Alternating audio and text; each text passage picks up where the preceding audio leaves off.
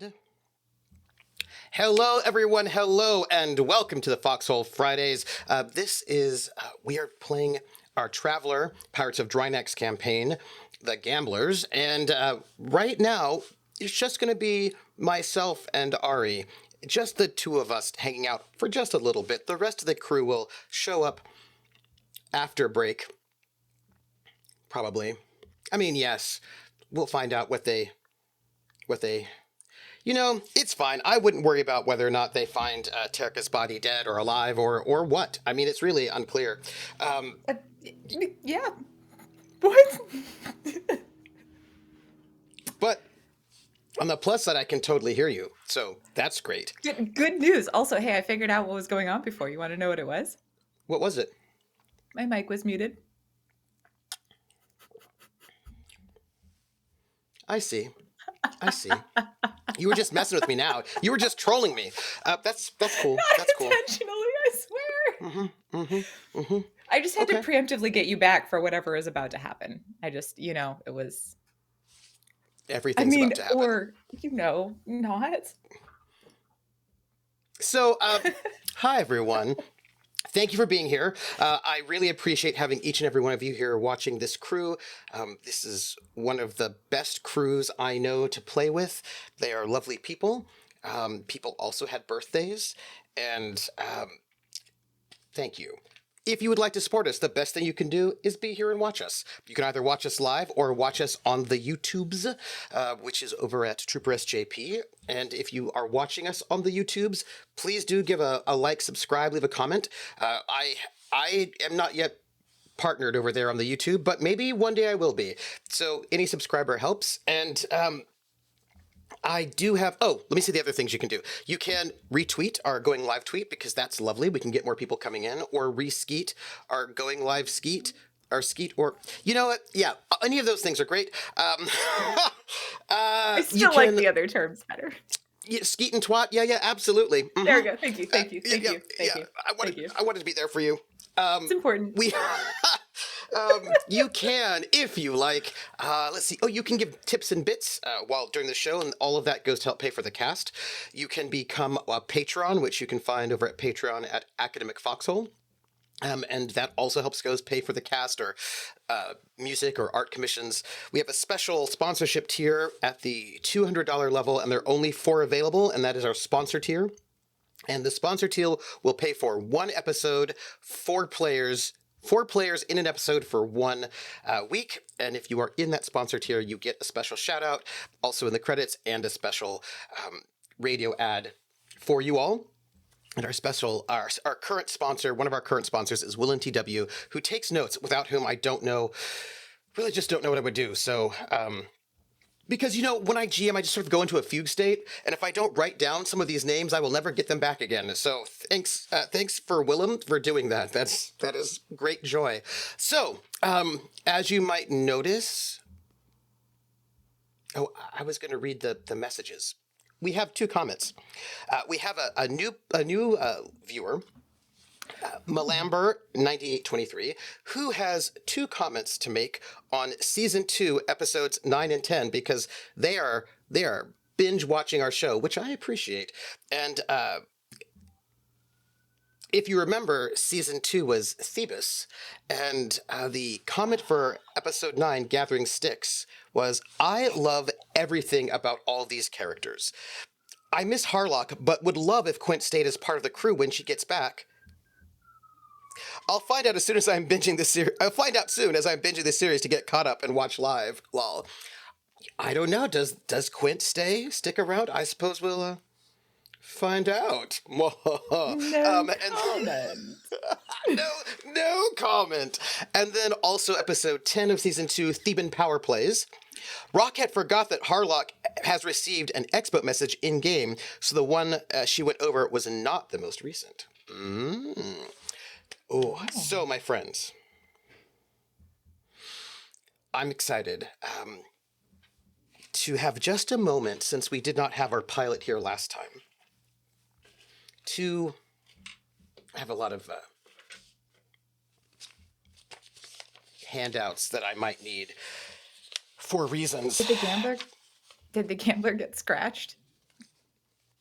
you know, you'll No, find you have to. out. That's a yes. That's a yes or no answer. Is it? That's a very difficult question to answer. It's really hard to say. Also, they haven't rolled to get into jump space yet, and that's a thing they really have to do when we Oh get them back. And no. yeah, and they don't have their pilot, so oh well. I guess we'll just find out how that happens. Anyhow, while the rest.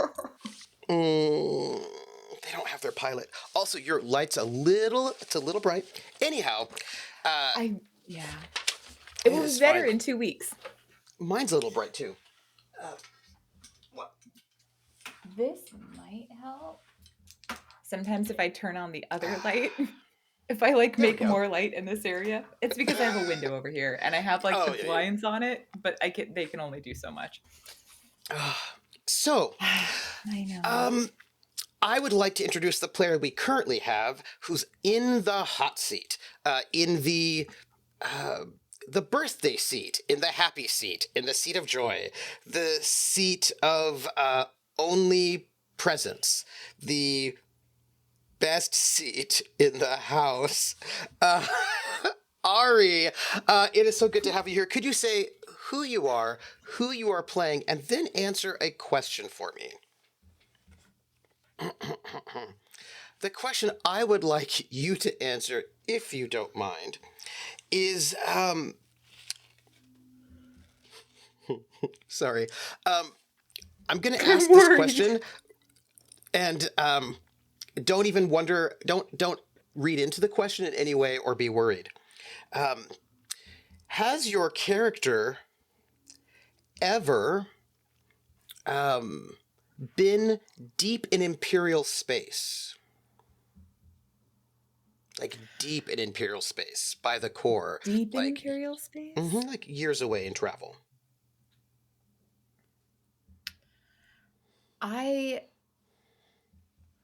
No, I don't think that Terrica has been deep in Imperial space. Oh, by the way, hi, I'm Ari_Ventures. I am playing Terrica. And they're not noble, but they are a pilot. They're a very good pilot. And it's just an unfortunate coincidence that their mother decided to play eugenics with an ancient being to retain their noble bloodline or something like that. But if you talk to Terrica, they're absolutely not noble. That's not how it is. That's not who they are. So, May I ask a follow-up question? Since you said that you were yeah. never deep in Imperial space, Mhm. do you have a very, very expensive, very fast, luxury, noble yacht spacecraft registered under your name? No, I don't think Terrica would have that. I don't think. I Let me see. rephrase that. I don't think Terrica would know about that. I see. All right. And this spaceship that is not registered to your name in any way, you don't have a record of you owning that for quite some time and traveling with it extensively from here to in Imperial space and back? That is the least innocent face in the world. No, no, no. That's not a thing that Terrica has done. They were a merchant and they Mm-hmm. wandered around. I'm trying to call it Sindal, and it's not. The Trojan Reaches, and we're doing a lot of merchant work around there. I'm sure that they've dipped in and out of Imperial space, but going like years of travel into Imperial space, that's not something that they've done. Okay. But they do speak the Imperial language. That's their second language. I forget Can I what ask it's just called. one more? Just one more. Galangic is the big one. Can I just ask one more follow-up question? Yeah. Yeah. How often has Terrica met secretly with the Emperor of the Third Imperium? What? Never. I'm just asking. Oh, you said never. Okay. Yeah. No, Terrica has not met the Third Imperium at all. The Emperor of the Third Imperium you No. claim never to have met. I'm just writing it down. Yeah. In No, secret. Terrica hasn't. No, they were a Okay. merchant. They weren't noble. Right. I don't know how Right. more clear I could be about that. They're Cool. very normal person. Great. I was just asking just for my notes. I just want to, just for the record, I just want to put it down for the record that you claim that Terrica does not have a very expensive, noble yacht of very high speed and has not had that ship for a very long time, has never been deep in Imperial space, and also has never met the Emperor of the Imperium. Just for the record, all those things you claim not to be true. For the record, Terrica has never Mm-hmm. done or has any memory of such events. Okay. Okay.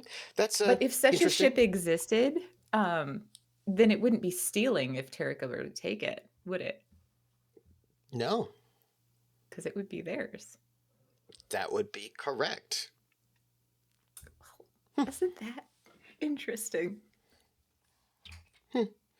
Anyhow, why don't we say Ship, where we ship, ship. are? Okay, nope, sorry.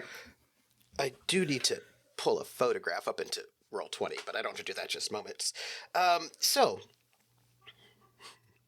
when last we left our crew,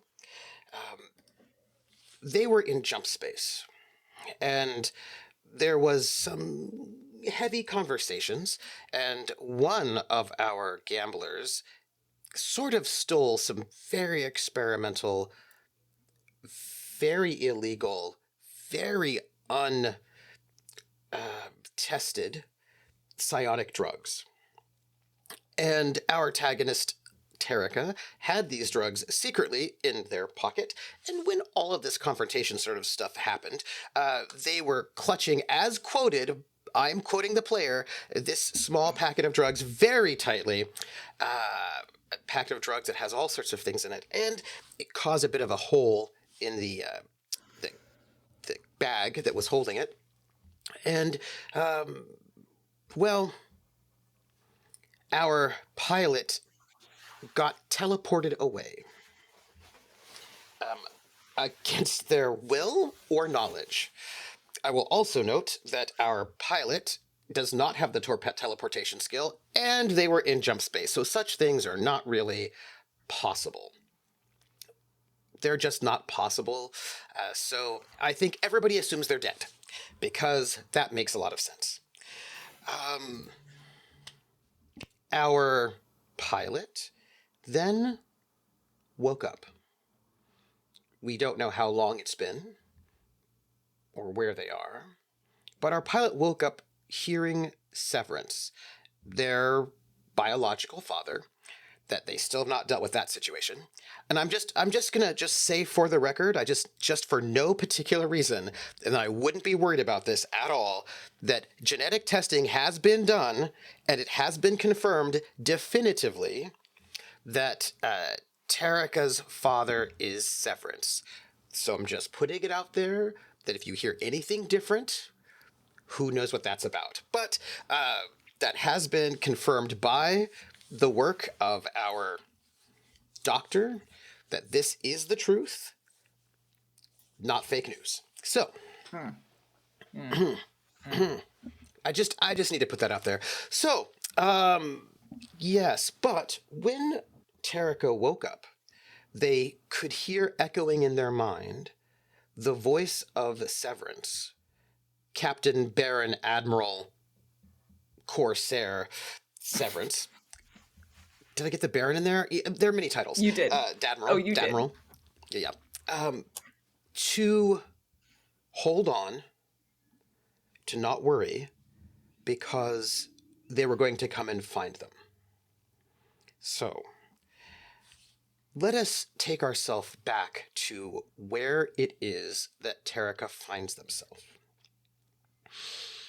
Oh, wait. I believe I have creepy music for this, although we probably don't need it because I think the place where we're at is just fine, and nothing bad at all. I don't think so. No, it's just a room full of clones of myself. I'm sure it's fine. Yeah. So, if I don't like this, I'm going to change it, but this might be one of our things. And also, I just realized that I need to make sure there's no redirect. So let me put this. I want this here so that our wonderful audience can also hear this. Let's see. Do I like this? It's probably going to be a bit soft. Take a moment to get there. I just have to find out if I like it. Where is my derelict creepiness? Sorry. Pleasant, shiny, happy people. Nope, I Sounds. trust the first words first. The first words were right. Trust what people say the first time. Yeah, You told me that. you should. I don't hear it. Let me see. Oh, I hear it. That's. It's Oh, really you hear it? soft, Oh, but I good. hear it. Oh, good. If you can hear it, that means it's probably just me. Because I sometimes mute things when I have multiple sound sources happening all at once. And, oh, there it is. Yeah. Yeah. And it's just a little creepy. Great. Just quiet. I have new sound that's an Easter egg for people, but don't worry about it. So, you awake, and you find yourself in the dark. The room itself, it's quite large, and if you can imagine a room, sort of like a when you look out, you can see that the walls of the room are rock. It's like you're in a cavern of some sort. And you can think of this cavern as, from what you can see at least, as divided into two halves. In the center of this cavern, there is a chair, but like a kind of like a chair you would see in a science fiction movie where it's quite large. You would sit in and it's got like electrodes, right? So someone could sit there, lean back, put electrodes on themselves, and, kind of like a very sort of a command center sort of chair. And this chair has got cables going out to three different places. One of those places is to a computer in the back that you can't really see very well, but it's one of these very large mainframes that takes up an entire wall and has got little blinking lights. One of the other places it goes is to a series of 7 pods. These pods are human-sized, or sophont-sized, regular-sized, and there are 7 of them, and you are in one of them. And in each one, now you can't see all of them because some of them are to your side, but you can see probably 4 of them that are in a bit of a half circle, semicircle, so you cannot see the ones directly to your right. But what you can see are bodies, and there's like a big open glass sort of cover to each one of these pods, and in each pod you can see a body. The bodies are naked, and they are eyes closed and not moving. And they are all of Terrica. They are all you. The ones you can see are different ages. You have one that seems to be maybe 10. You have one that seems to be 20. Quite a few of them all seem to be about your age, about 30. You cannot see all the rest of them. You can also see that there are these pods have got other sort of tubes moving in and sort of like liquid. Not all of them do. Some of them keep having liquid sort of pouring in, and the pods themselves are sort of blinking. There's electronics on them, noting that they are working or doing something. Now, the other place that the cables from this central chair are linked is to a 3-foot tall, 1 meter tall, large chunk of a green gemstone. A green gemstone that it looks like an emerald, but you can probably guess is not an emerald. It's probably viridian. There are some sensors attached to this gemstone, sort of like and you can see a small readout. It looks like the kind of readout you'd have in a hospital to sort of check somebody's vitals and life signs. And there's like a bar, like a health bar, and the bar is now almost completely empty. Now, the gemstone has got more cables going out to the other side of the chamber. And on the other side of the chamber, there are 10 cages. And the cables are attached, one each, to each one of these cables. And inside I'm going to bring you right over here so you can see it. Inside, and I'll let our chat see this as well. Inside each of these cages, well, at least 9 out of 10 of them, are these creatures that you've never seen before. They're about a meter tall. They are brown like sand or rocks. They have got wings, but the wings themselves are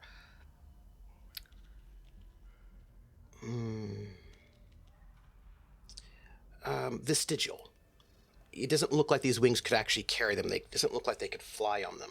And like little black sort of bones, you can see the black bones of their skeleton through these wings. They have claws, sharp-looking claws, big eyes. They're sort of reptilian in a way. These have got a fairly like large sort of chest cavity, as if they've got fairly big lungs. And these creatures, I would say the blood and the flaying indicate they're probably dead. It looks as if they have been tortured badly, and not for any particular reason, just, I suppose, for fun. There is, at the very last one of these cages, a human. This human also is dead, tortured, flayed, and the blood is sort of dripping down off of these cages, running across the floor.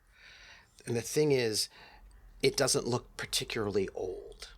It looks as if this has probably happened still a little bit. It's not fresh like today or yesterday, but maybe a couple of days ago. Certainly not years ago. And you are in the clothes you were wearing when you were on the Gambler. You have in your hand this packet of very dangerous, very experimental, very unknown origin psionic drugs. And I'm sure you have your sword, Kareem, is that correct? Did you have it on you? Oh, I was you don't. pointing it at Val, and then I laid it on Severance's table. Oh. You don't have a weapon on you. Oh, that's a shame. What do you do? I think the first thing Terrica would do is they're going to hold on to their brooch, which I forgot to reattach to this jacket. One moment. As Ari is getting their brooch, I will note that you cannot see all of the ends of this chamber. There are things out of your sight. From inside the chamber, it is warm and comfortable. But, and you cannot smell anything from the outside or hear anything from the outside. You can only sort of hear the sort of sound of the machine you're in working. So, what do you do? Terrica would they'd hold their brooch and step into their mind space and scream for Val. It's very far away wherever they are. You have no idea where you are. You don't hear anything back. Okay. Then the next thing that they would do is it would be a scream for the Harlock. Hmm. You hear nothing. Severance. They put out a call for severance, and you can hear the severance saying, you don't know if it's live or just an echo, but you can hear, hold on, we're coming to find you. Severance. Severance. Severance. It feels so far away, this voice. Okay. Breathe in. Breathe out. 4.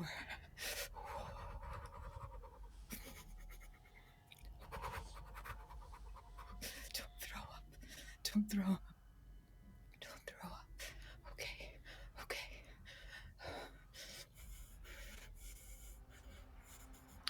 Quint. Nothing.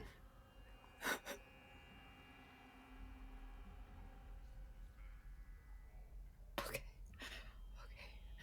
Okay.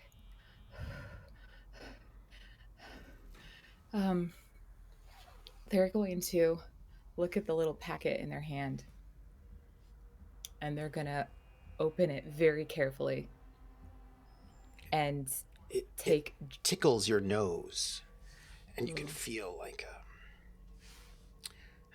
strange sensation. Before you say anything further, I do have a question for you, if you don't mind. I need you to do something for me. Oh, okay. I need you to roll 1d6 and tell me what you roll. Cool, cool, cool, cool, cool, cool, cool, cool. I'm sure this is fine.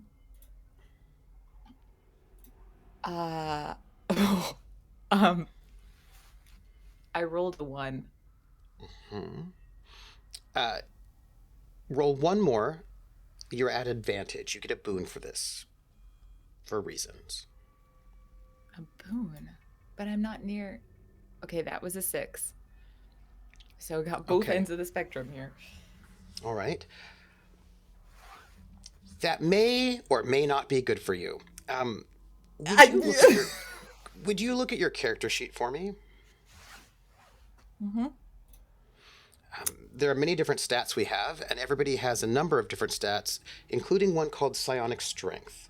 If I recall correctly, your psionic strength is a 2, although 3 when you have your brooch. Is that correct? That is correct. Could you please add 6 to it? 6? Yes, please. Holy cow. Permanently. Like, not because of the brooch? No, not because of the brooch. Oh, shit. Okay.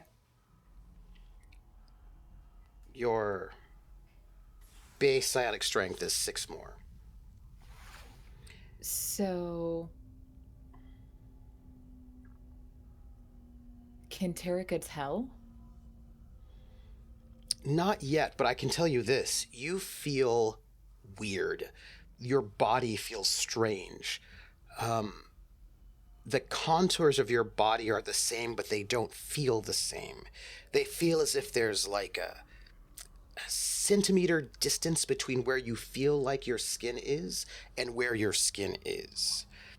It feels like your legs are too short, or maybe they're too long, or your arms are off. It feels just a little disorienting, as if it's a little bit of a body dysphoria, as if the body that you're in isn't the body that you're used to. And it feels a little strange. I have a quick question. Injuries that you've had in your life. Tell me about them. Terrica hasn't, when they were young, they were very protected. So they didn't have a whole lot of like young injuries. Most of their injuries came when they were merchanting. So they've got some scars from where their fingers got pinched or they got a burn like trying to repair something, and they, hit the edge of the vapor wind when it was still running hot, right? So they used to have a little, or they have a little like burn here. And I think that there was one time where they were like trying to move some stuff into a cargo bay, and they pushed really hard, and they ended up twisting their knee. So every once in a while, like the knee acts up if they get too close to solar flares. Yeah, yeah. And I know you've not been sleeping particularly well, so there's a little bit of exhaustion going on. A lot of exhaustion. I mean, Terrica's been running the candle at every end they can burn it Yeah. at. You don't feel tired. You don't feel exhausted. The scars on your fingers are not there anymore. You notice because you've got this packet you've opened up. And all of those little mini scars are gone. There are no burn marks, no little scars. The kinds of bits of your body, the little wear and tear, the the little scars that remind you of those times, of those things you've had happen to you in your life. None of those are there.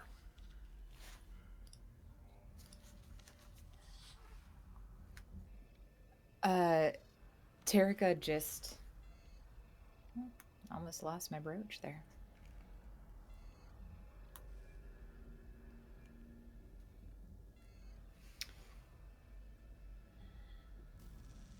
So this is all just from like a little whiff of this. Like they have a whiff of this powder, and then all of this happens. No, this was all there before. You just notice it as you bring the drugs up. Oh, You can see, okay. yeah. Like, oh wait, I don't have that scar. I don't have the burn. I don't have any of the things that I used to have. Mm-hmm.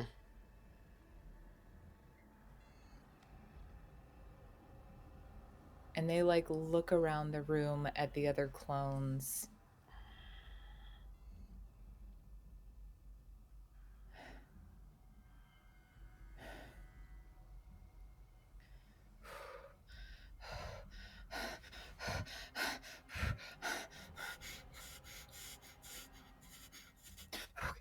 Okay, okay, all right, okay. Put it all into a little box and deal with it later.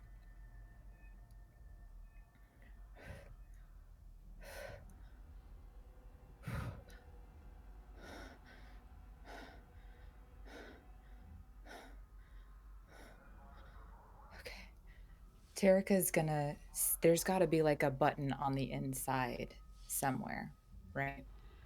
Of the You pod to be know, able to like release and get out on your own. so so that's interesting. You would think if you were holding someone captive, there would not be a button. There are also not buttons like this in a low berth. If you woke up in a low berth pod, you are not getting out on your own. This absolutely has a button that you can use to open up the door if you wish. That's worse. Um, when Terrica sees the button, there's this like, because they're expecting to see nothing, right?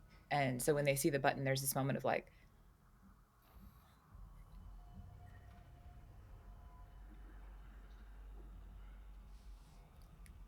and then they're gonna press it as quietly as they can. Actually, no, before they press it, they're gonna go back and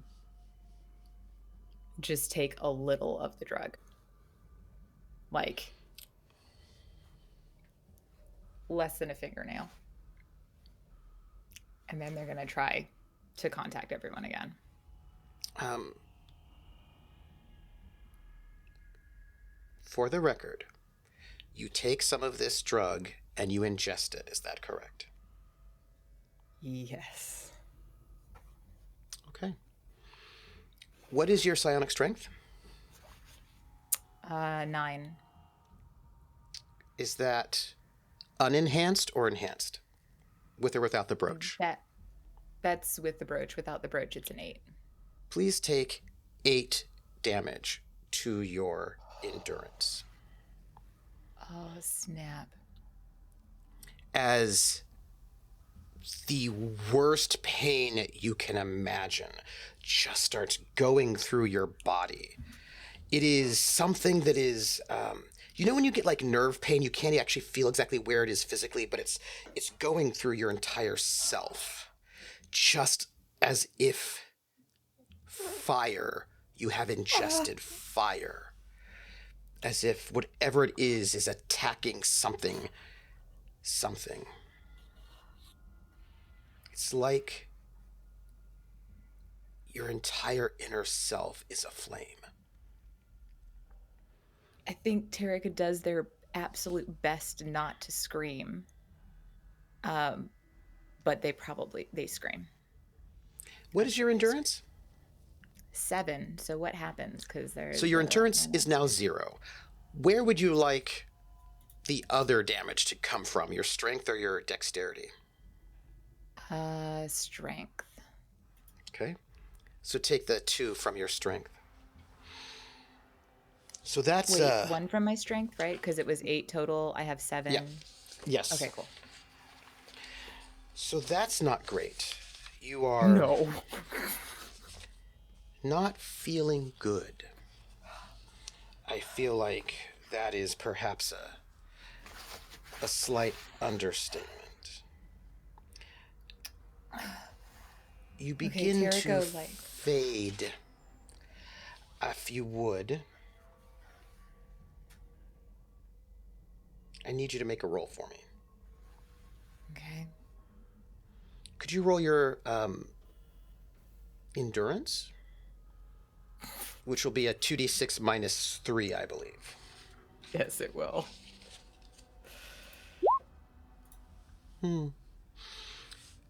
You fade from consciousness. You don't know how long you dream. Well, you don't really dream. You don't know how long you are out. It's strange. Floating in space. You're sort of aware of a cool feeling in your veins, like if you've had an IV. That sort of a feeling. When the fluid starts coming in, it's sort of cold. It's some time later. How long, you don't know. When you start coming back to. You took these drugs while you were in the pod. If you had taken them when you were not in the pod, we'd be having a different conversation than we're having right now. But you took them in the pod, and the pod has a job to do. When you wake, there's dried blood from your nose. But you are completely healed again. Back up to where you were before.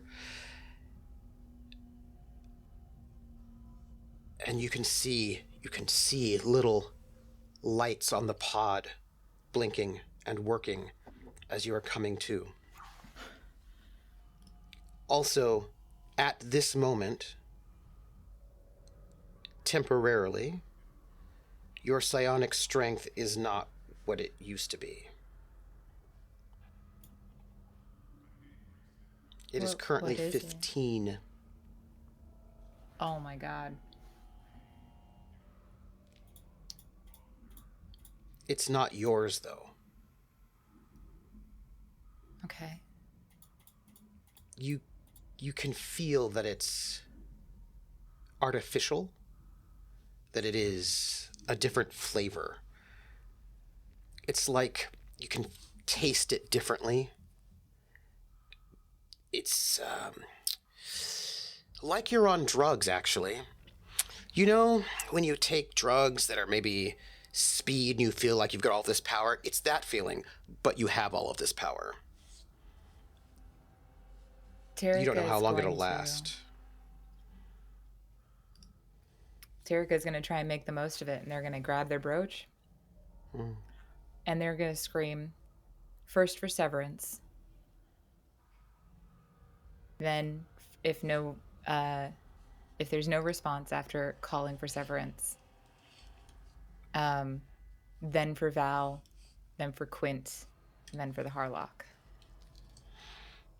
Let me get back to you with that for a moment. I just need to Oh, send a DM, if you don't mind.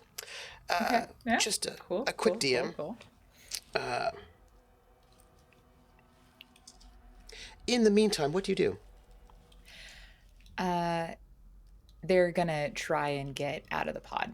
They're gonna try and use that door because if there's no response, I mean, they've got to figure out how to get out of this on their own. But it's going to be one of those things where they, after there's, assuming that there's no response, after there's no response again, then there is, they have to like take themselves back through the box breathing and the like, okay, okay, okay. And the way that they call, I think that last call is like out to somebody. It's like the first couple are like really strong, like, can you hear me? And then like the last one just kind of sounds like a child who is just like in the corner whose voice is hoarse and they just can't yell. So by the time they do the box breathing and then they'll when they calm themselves down enough and you'll see this moment of them just being like just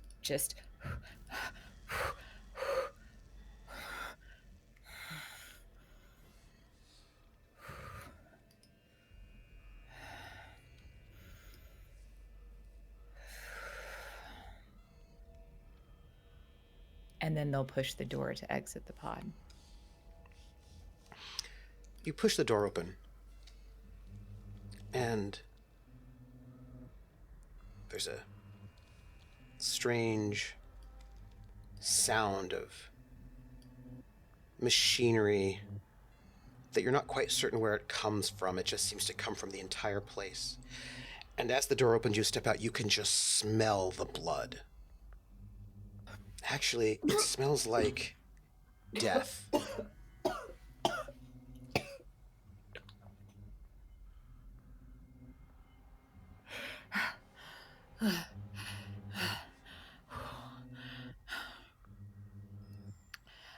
Terrica is going to check to There's a see if anyone's small alive. table. There's a small table with a chair and some books. You couldn't see it when you were inside the pod, but off on the side there's a table with chair and books. There is a doorway with an iris door that can open and close, metal sort of built into this rock cavern. And the clone that was right next to you that you couldn't see, there are two. One is you, but probably 40, and the other one you can't see is you, but maybe 50 or 60. Oh my god.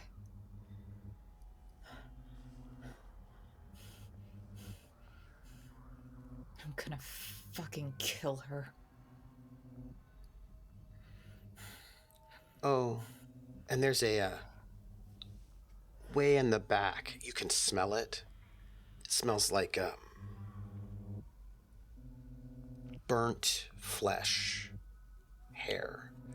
There's a medical incinerator so that you can dispose of whatever bodies you've been experimenting with.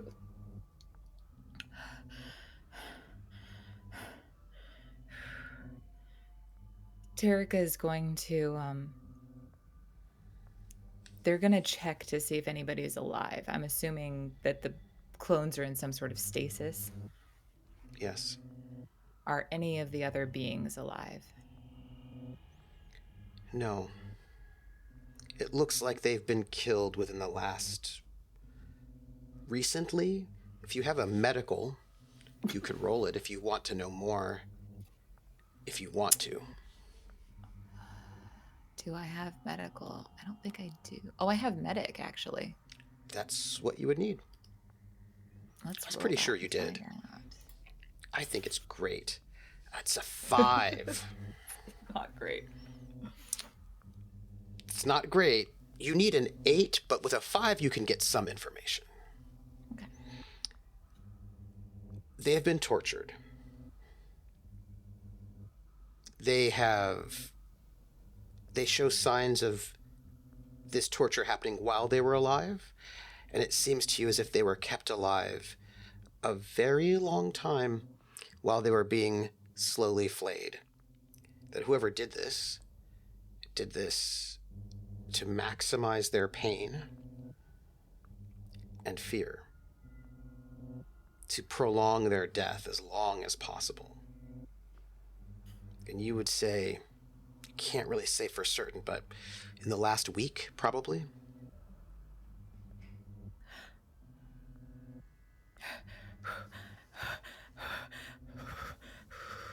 Okay. Okay. Okay. Okay. Okay. Okay. Is there, Terrica would look to see if there's any sign that anybody is there alive at all.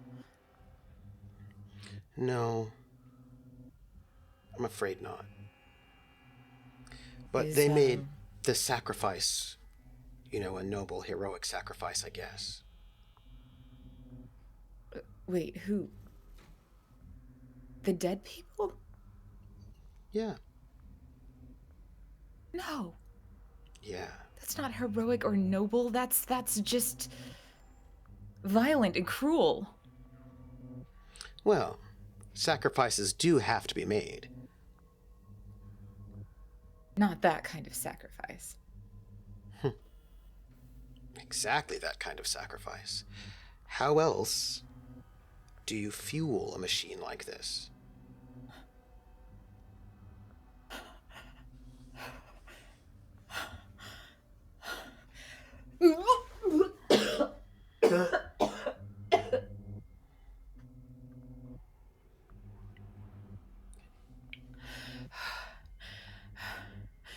Okay.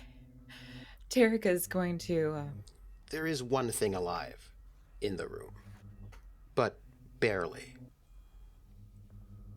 If the vital signs are any indication, the gemstone is barely alive,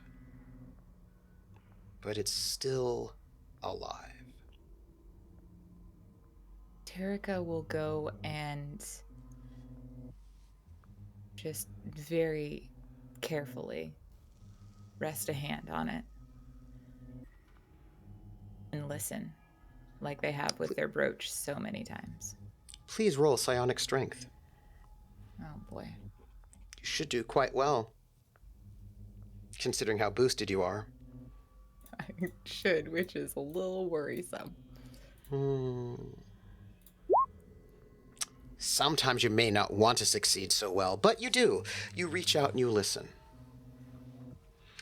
And it's very far away. And as your hand rests on this inanimate object, this piece of stone, you can feel a warmth. And just like your brooch sometimes glows and beats with your heart, you can feel the very faintest heartbeat, the very faintest bit of warmth. And then you can see it. You're standing on Drinax. But Drinax, in a way you've never seen it before, except only in paintings and holovids. It's fresh, it's green, it's lush. There are rivers, there are trees. It is beautiful. There's no radiation. And there is a child, I guess, same size as this stone, holding on to the branch of a tree as if the branch of the tree were the hand of someone larger, its parent maybe. And it's looking at you. And then you see behind it, there are the 10 cages. And Severance steps out behind one and begins to cut into these creatures who scream. And then Severance takes a big mug of blood Stop. walks over to the child, No. holds the child's mouth open, and just feeds it the blood. And the child Terrica will try and screams, take it. and your hands go through it. And you see Severance just feeding this child till it gets massively huge and round and bloated and distended with just blood. And you hear Severance say, "Ah, the taste of death. It tastes delicious." And the child is crying and only says, "I want to go home." And then Severance says, "You're well fed, in case you're needed." And then Severance steps away, and the child looks at you as if looking for help. Hi. Hi there. And reaches out to you. Terrica will try and take their hand. The minute you do, when the connection is made, you rip every single bit of life out of that child, and it just flows into your body, making you stronger than you could ever imagine. And the child just shrinks and is desiccated as his only bones, now just so thin and small, and says to you, "Why?" I'm so sorry. I'm so sorry. I didn't mean to. So strong, healed, fresh, powerful, as the child just crumples, breathing so shallow.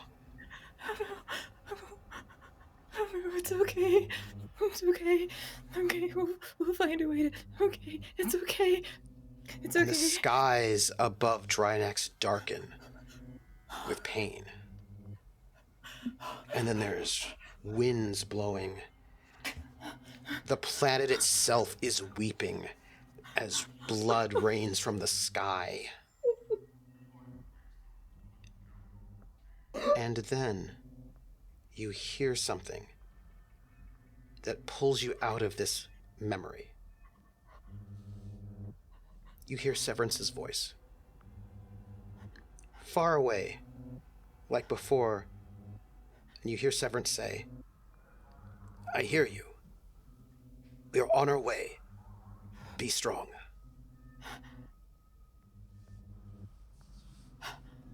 And you're in the chamber again. Computer, desk with books, and the piece of Viridian there, weak, drained of life, to feed you and your arrival here. Tortured, to give it strength, to feed some kind of machine that you can't fathom.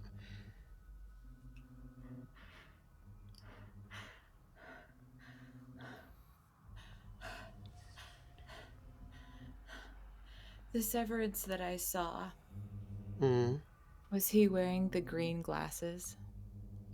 No. Okay. He wasn't. So Terrica will take several steps away, they will back away from the Viridian until they hit whatever is behind them. And then they'll sink down, and they're gonna have a moment of just crying, and just they're gonna fall apart. And then they're gonna stand up, after all of the tears are gone. They're gonna stand up,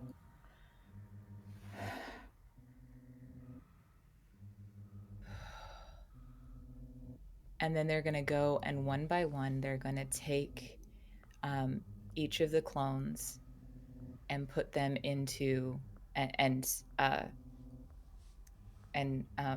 cremate them, and they're going to be The sure medical to, incinerator? yeah,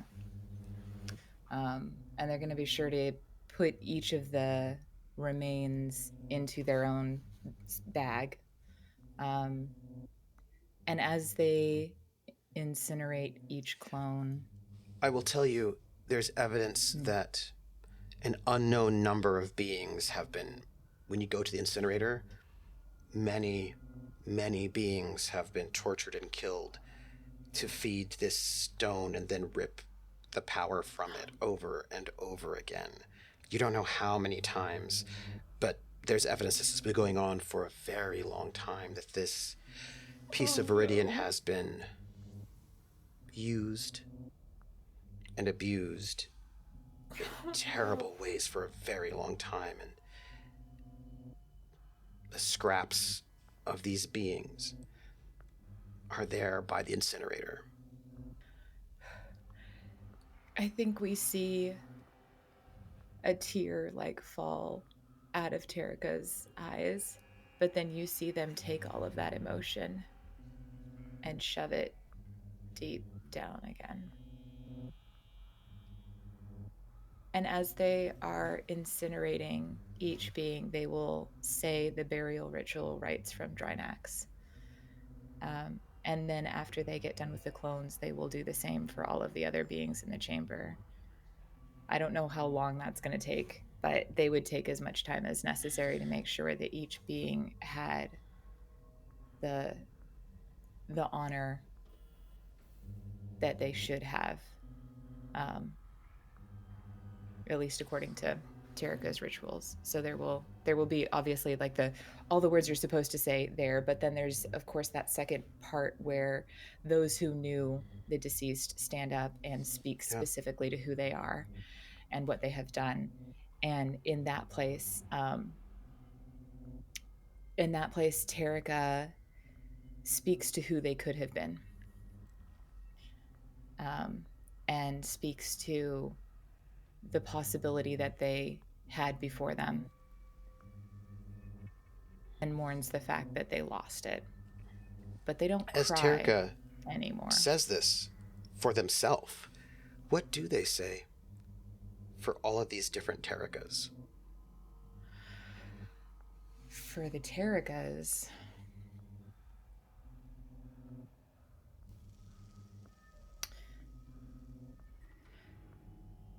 For the Terricas, they actually cherry pick a specific memory from their own past and offer it to each of the Terricas.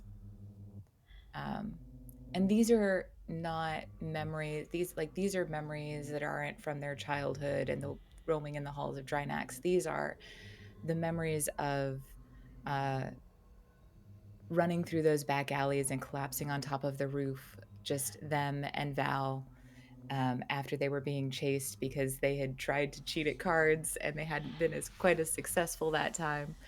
And it's the memory of the first time that they saw Quint after seeing them fly and seeing them step down off of the gangway. And it's the memory of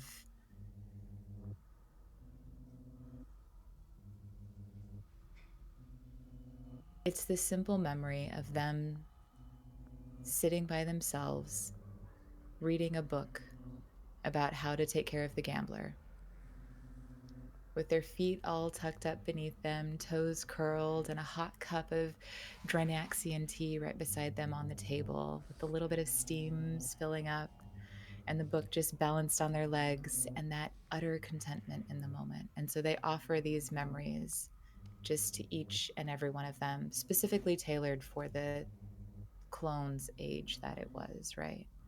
Mm, So the child gets more playful memories, and the older one gets the memories of like sitting and learning about the gambler. mm, And the one of the ones who's more in the middle gets the memory of when the first time that they flew and the mm. pure freedom that they felt sitting behind the controls and the stars stretching in front of them, and the expanse of knowing that for just that moment there was no obligation to be anything more than exactly who they are.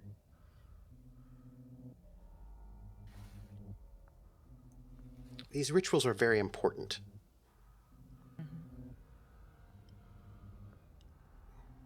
Billions of people died on Drinax when the Aslan sent nuclear orbital bombardment and destroyed everything. So much loss. Yeah. Only 70,000 people live on Drinax anymore.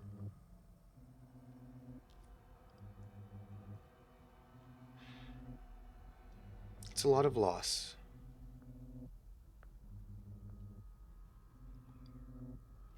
Death is very important to the people of Drinax to remember. It's part of who we are. Our dead never leave us. No.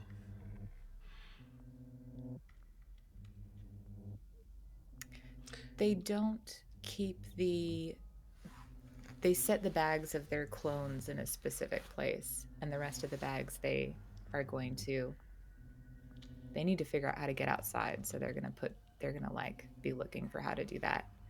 But first they're going to do something else. What do you do? Uh they want to try and pull all of the information off those computers that they can. Desk with books or computers first? Computers, because that can run while they look through the books. I'm going to need you to make a computers roll. Sensors, computers, Cool. this is hacking. It will take a while.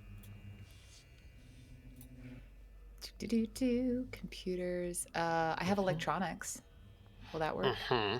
Yes, I believe it's electronic computers. And if you don't have Oh, I computers, then just have electronics as a electronics. base. That works. Okay. Perfect. Excellent. I'm gonna add a luck to that You need because a I want it to go 14 because this is a very high security computer.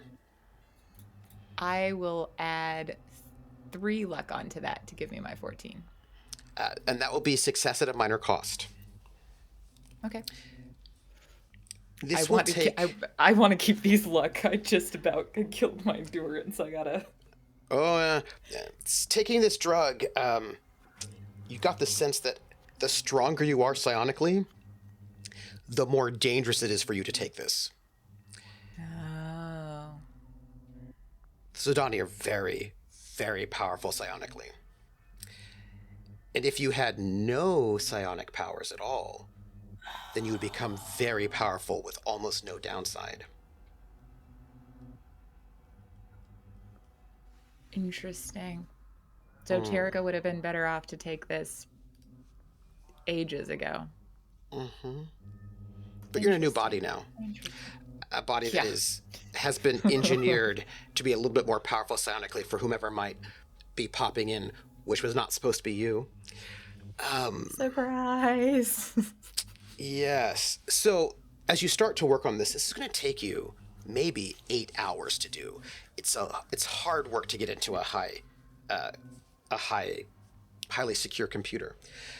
But you do notice a couple of red alarm lights probably going off. No big sounds, just little. It's like the little red lights on a car. Shit. But there's no inner space, so it would have okay, so That is correct. when they start going off, They're just blinking, and they were they're just blinking blinking. before you started hacking the computer. Oh, interesting. Were they blinking when Terrica got out of the pod? Nope. Were they blinking before Terrica touched the Viridian? Nope. Son of a bitch.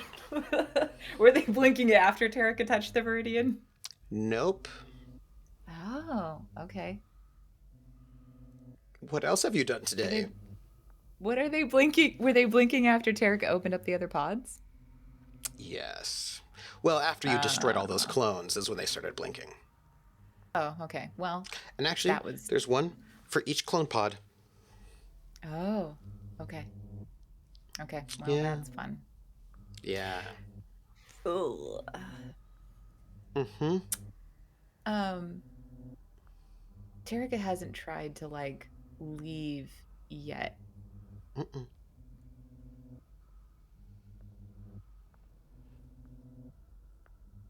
You've got some hours I before think your computer hacking will be done. okay. Okay. So is it So just running and Terrica can be like yeah, looking through the desk at this time? yeah. You've got to check in with it a Okay. bit and like make sure because you this is like quantum computing trying to run through things. You've got to sort of Oh. you got to keep aware of it and sort of keep adjusting, right? But you can multitask a little bit, but you don't want to get too far away from it in case because you have to basically always adjust the algorithm as it's going Mhm. through. The computer might start shifting itself, and you've got to just readjust it. You can go a little bit, but then you've got to make sure you're there in case it starts readjusting itself a bit. Yeah, you don't want it to get stuck spinning on the same mini disk. You need it to keep Yeah, shifting over to the next one. Yeah. yeah. So the computer can't stop you from getting in. So then while that's going on, Terrica will also look at everything that's on the desk. Oh, it's a very cozy desk, and it's got a number of books, diaries, some data disks, little data chips that Mhm. you can use on your computer to check things out, like identification, things like that. A bunch of paperwork digitally, but I believe you have your computer on you, so that wouldn't be difficult to sort of see what's on there. The books Mhm. themselves have got very interesting things in them. Some of them are quite old, actually. Looks like a diary of some sort that's been around for quite some time. The books, you cannot read the language. There's some sort of glyph, but there are pictures. Some of the things are not in this glyph language. Family trees? Yeah. You know how normally when you make a family tree, you start now and you go backwards? Hmm. Oh, I'm very aware. My mother has done it so many times. So let's imagine that you started it back then and you were tracking a family over time. So imagine it being like a family tree, but being written as it happens rather than in reverse. Is this family tree, does it have a bunch of Terricas on it? Yes, it does. Okay. All It right. is, Well, it goes all the way back to the first, and actually a little bit before then. And it is your entire family line that someone has been monitoring for quite some time. does it have the clones on it? No. No, this is literally like Terrica Elaine Lee Reppenhausen the first, Terrica Elaine Lee Reppenhausen the second. Okay. And even people before the great uh, General Admiral Terrica. And all the way down, and little marks, little sort of like check marks at moments. And you can see there are these sort of sketches of the first Terrica that you remember, who doesn't actually, and also the Marrymore. Well, it wasn't actually Marrymore, but this other figure, the ones you remember in your memories, and they don't Yeah. actually look like you and Severance exactly. Close, but not exactly. And you can see that as the drawings go on, what you've got are like interventions in time, I suppose, keeping your memory in people's minds. And as the sketches go on, the sketches look a little bit more like you and Severance as time goes on. A little shaping, a little adjusting of people's memories. Seems like this person has paid a lot of attention to this family. There is indications that the family tree is also a spatial tree. It's very clear that there's a line from Terra to Noricum, sort of giving you the sense that this is you were being. Your mother always said that you were pure Sindalian. This diary, most of which you can't really understand, you can get a lot of context, says that you're pure Solomani. who then Soleimani. went, oh yeah. The Soleimani explored the stars, and they were the first to settle the Trojan Reaches. They are the ones who became the Sindalians, and many of them in the Sindalian Empire mixed with the Valani, who are sort of core to the Imperium. But your particular family line never did mix. Your mother was always very proud of the fact that her family line never mixed with the Valani or the Zodani or anything else, that you were pure Sindalian, but that really means, as you can see, pure Soleimani.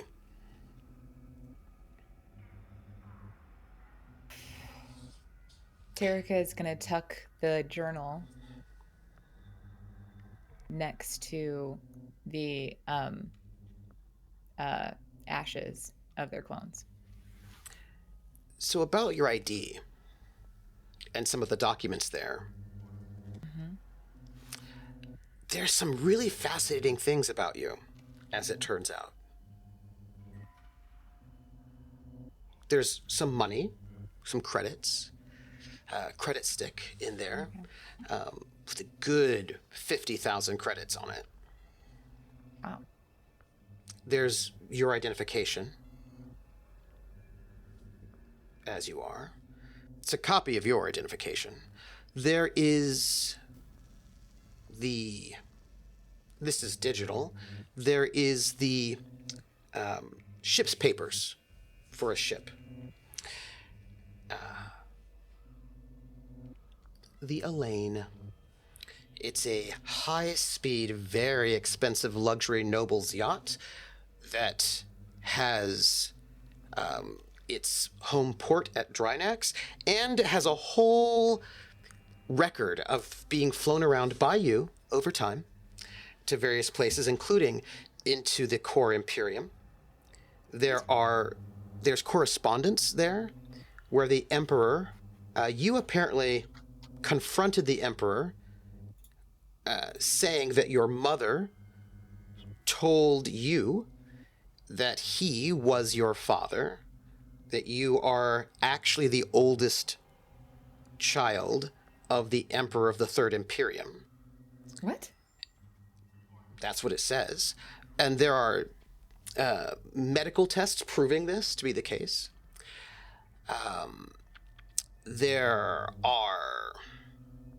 There's evidence in the flight logs that you met with the Emperor secretly, and in your notes you said that you wanted to be recognized, and there was some sort of, like, he has to keep you secret, he can't say anything, not as long as basically you don't have enough status.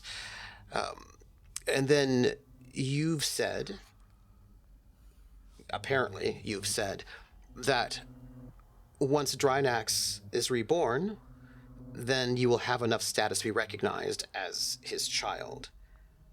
He mentions that he already has a child who is the heir to the throne, but that he loves you, and that were you to reclaim your status, he would, of course, recognize you. And then it says that he wishes that you were to be the one to take, to be the heir to the Iridian throne. It seems very clear that this is establishing that you are definitely the firstborn heir to the Third Imperium, and that he absolutely would want you to be the new emperor if anything were to happen. But of course you do need to sort of up your status first. And there are other notes that are not in this packet. They seem to be reports that seem to have come in from other people, from agents of some sort, talking about the Soleimani faction in the Imperial Moot, that there are people who would support you. Were the right of assassination invoked, and you, well, if something were to happen to the Emperor or the Empress, it would be you and the Crown Princess, and if you were to take over from the right of assassination, they have votes in the Imperial mood to support you.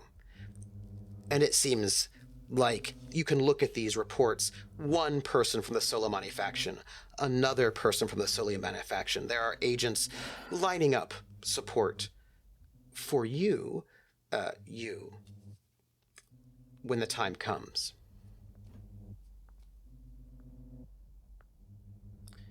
These notes go back a long time. This has been in the works for a long time.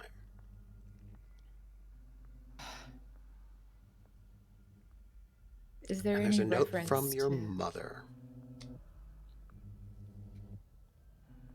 I think when Terrica sees the note from Lady Hill, the first thing they do is crumple it up and fling it across the room. And then it stays there for a solid couple of hours before they eventually go and pick it up and unfurl it to read it. The note's quite personal. Handwritten, stationery, perfect handwriting. And it just says, "My love, it has been so long since you visited. I'm keeping your son on the planet safe and hidden. I know how dangerous it would be. You've told me about the Zodani assassins trying to find him. He will never be found. I know that you cannot marry me until after Drinax is reborn, and then we will be together. You have my heart, always. Elaine."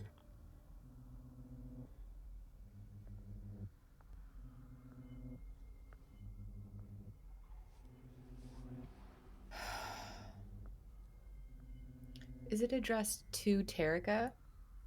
No. Or is it addressed to somebody else? Baron Marrymore.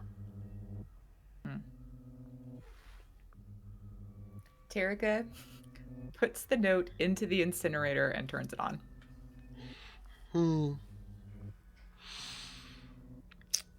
That's when the door opens.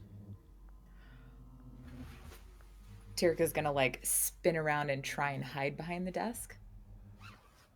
Is there And a way to hide floating behind the desk? in are two floating circular robots with large guns and scanning for an intruder. You are alive, and they can tell heat, and they turn where you are hiding in the shadows, and they begin to advance towards you. Guns ready. Stop. And that's where we're going to take a break. When we get back, we're going to find out if the sentry guards just murder Terrica, and we're going to find out what the rest of the crew is up to. I don't have any endurance. Oh, so sad.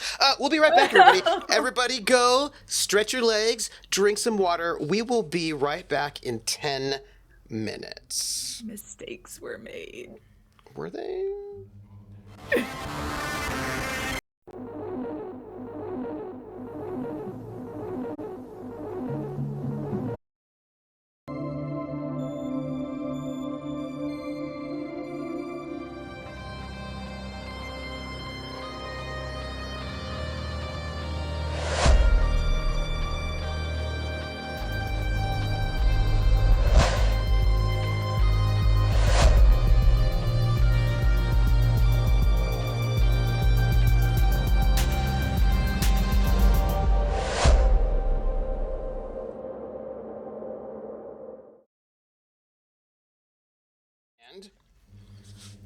Hello, everyone. We are back. We are back, and we have the entire crew, and I am so excited for it for many, many reasons. Everyone's here. So if we could get a quick round, I would love everyone to say who they are and who they're playing, and then I will have each one of you answer a very specific question. And I would like to start with Rocket. Who are you? Who are you playing? And also, who is the most eligible bachelor in your immediate family? Not yours, but your characters. Oh, well, that's good because there would be no eligible bachelors in my immediate family. It's just me. Well, I guess I'm an eligible bachelor. Anyway, point being, hey everyone, it's me, Rocket Fox, your second favorite person, and for tonight I am playing the Harlock. And yeah, family-wise, Harlock's family, most eligible bachelor. I mean, you're a noble Zodani family. I am. Honestly, among Zodani, I would say probably, well, if he weren't, well, maybe because he's so sick, my father. Is he a bachelor? He is. We need somebody with better genes. Well, I was going to say, because he's well off and just about to die, that was my thinking behind that. No, we're looking more for breeding stock rather than just for money inheritance. Oh, gotcha. I mean, I mean, theoretically. Yes, in theory. Well, the Harlock does have a cousin who, for whatever reason, the majority of her family just had a kid. I don't know if it's necessarily because of the planet that they were on. There weren't a lot of resources there. But her cousin, next most well-off family on the planet, and last she knew, and this would have been probably about 10 years ago, so who's to say if that's changed by now, but last she knew he was an eligible bachelor.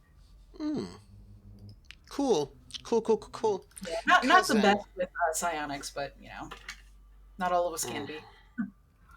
That can also be adjusted, down the line if you're doing eugenics. Oh. Cool, thanks. Don't worry about it. Yeah. Just gonna note that. Thanks. I feel like it's cool. Speaking of, the next person I would love to have introduce themselves would be Lindy. Could you say who you are, who you're playing, and then could you answer this question for me? You know how you were asked to spy on someone when you were in the Cirque du Soleimani?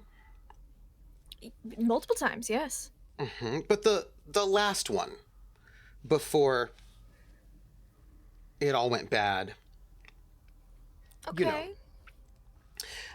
Could you tell me how it was you came in contact with an imperial noble who is, on the Soleimani faction of the Imperial Moot? The organization that confirms who will be the next emperor.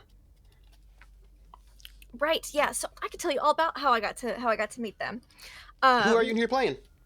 Yeah, hi, I'm Lindy, LaughLoveLindy, and I'll be playing Quint Vesper, the former Soleimani spy, current member of the Gamblers crew, and totally fine. They're totally fine. Everything's great, emotionally, physically, everything's golden. Yep, nothing to see here. But let me tell you about that person I was asked to spy on. That's much more interesting than me. Duke, some sort of high-ranking noble. Yeah. So this Duke, as well, actually, people probably don't know. So in the Cirque du Soleimani, at certain events, lots of dinners and things. When you become of a certain rank in the Cirque, and on certain events, there are special VIP tickets that you can get access to. And on my premiere as the quintessential Viridian, one of the people who had a VIP ticket to meet some cast people off, backstage afterwards was this Duke, who was, member of the Soleimani faction in Imperial space. And he may have gotten the ticket for the VIP section with a little help from SoulSec, but that just made my job a little easier because those are really hard tickets to get. But hey, what an How did exciting you time to meet someone at their premiere, How did you get along? Um, you know, surprisingly well. It helps that pro Soleimani. Sorry, there's an ad. It's driving me crazy. Yeah, surprisingly well. The Duke, not an absolute ass. Shockingly, probably because they're not, woo, we love the Imperium. Those people are the worst. But yeah, not an ass. Maybe a little old school, like a little old school, just trying to be a little bit more maybe gentlemanly, which that's fine. I could play along with it. Yeah, decent enough fellow. Very And you were supposed to that old school, yeah. Yeah, and you're supposed to do more espionage right before it all went really badly, and all of a sudden you were Yeah, he was a big fan. It's a little known secret that at these premiere nights, often whoever meets you at your premiere, they often become one of your bigger fans because it's just such a it's an experience going to the Cirque. So he was a fan. So he actually went to several shows, and we met up. Not irregularly. Things were going well. Must have been a bit awkward, considering he probably should not have been in Soleimani space. What with the tensions, but interesting. Thank you. I was just curious. Cord, who are you? Who are you playing? And could you answer this question for me? It's just a small question. The question that I have for you is, what do you do when you have memories that seem to belong to Marrymore and not you? And in those memories, you are planning assassinations. What do you do? Oh, wowie, that's cool. I'm just asking. Hi, everybody. I'm Cord. I stream. I'm also a blacksmith. That's it. You can follow me, twitch.tv/Cord. I also just shoved a whole bunch of food in my mouth. So if I'm like burping during this entire next 2 minutes, that's why. But hi, I'm playing Baron. No, I almost said Baron Marrymore. I'm playing Baron Severance. He is a self-proclaimed everything. He's a self-proclaimed admiral. He's sort of a fake it till you make it type character. He doesn't do combat. He carries a saber, and he's only used it once, but he won't ever duel you fairly. And he's more of the face of the party when it comes to not ever doing you combat. have killed some people, though.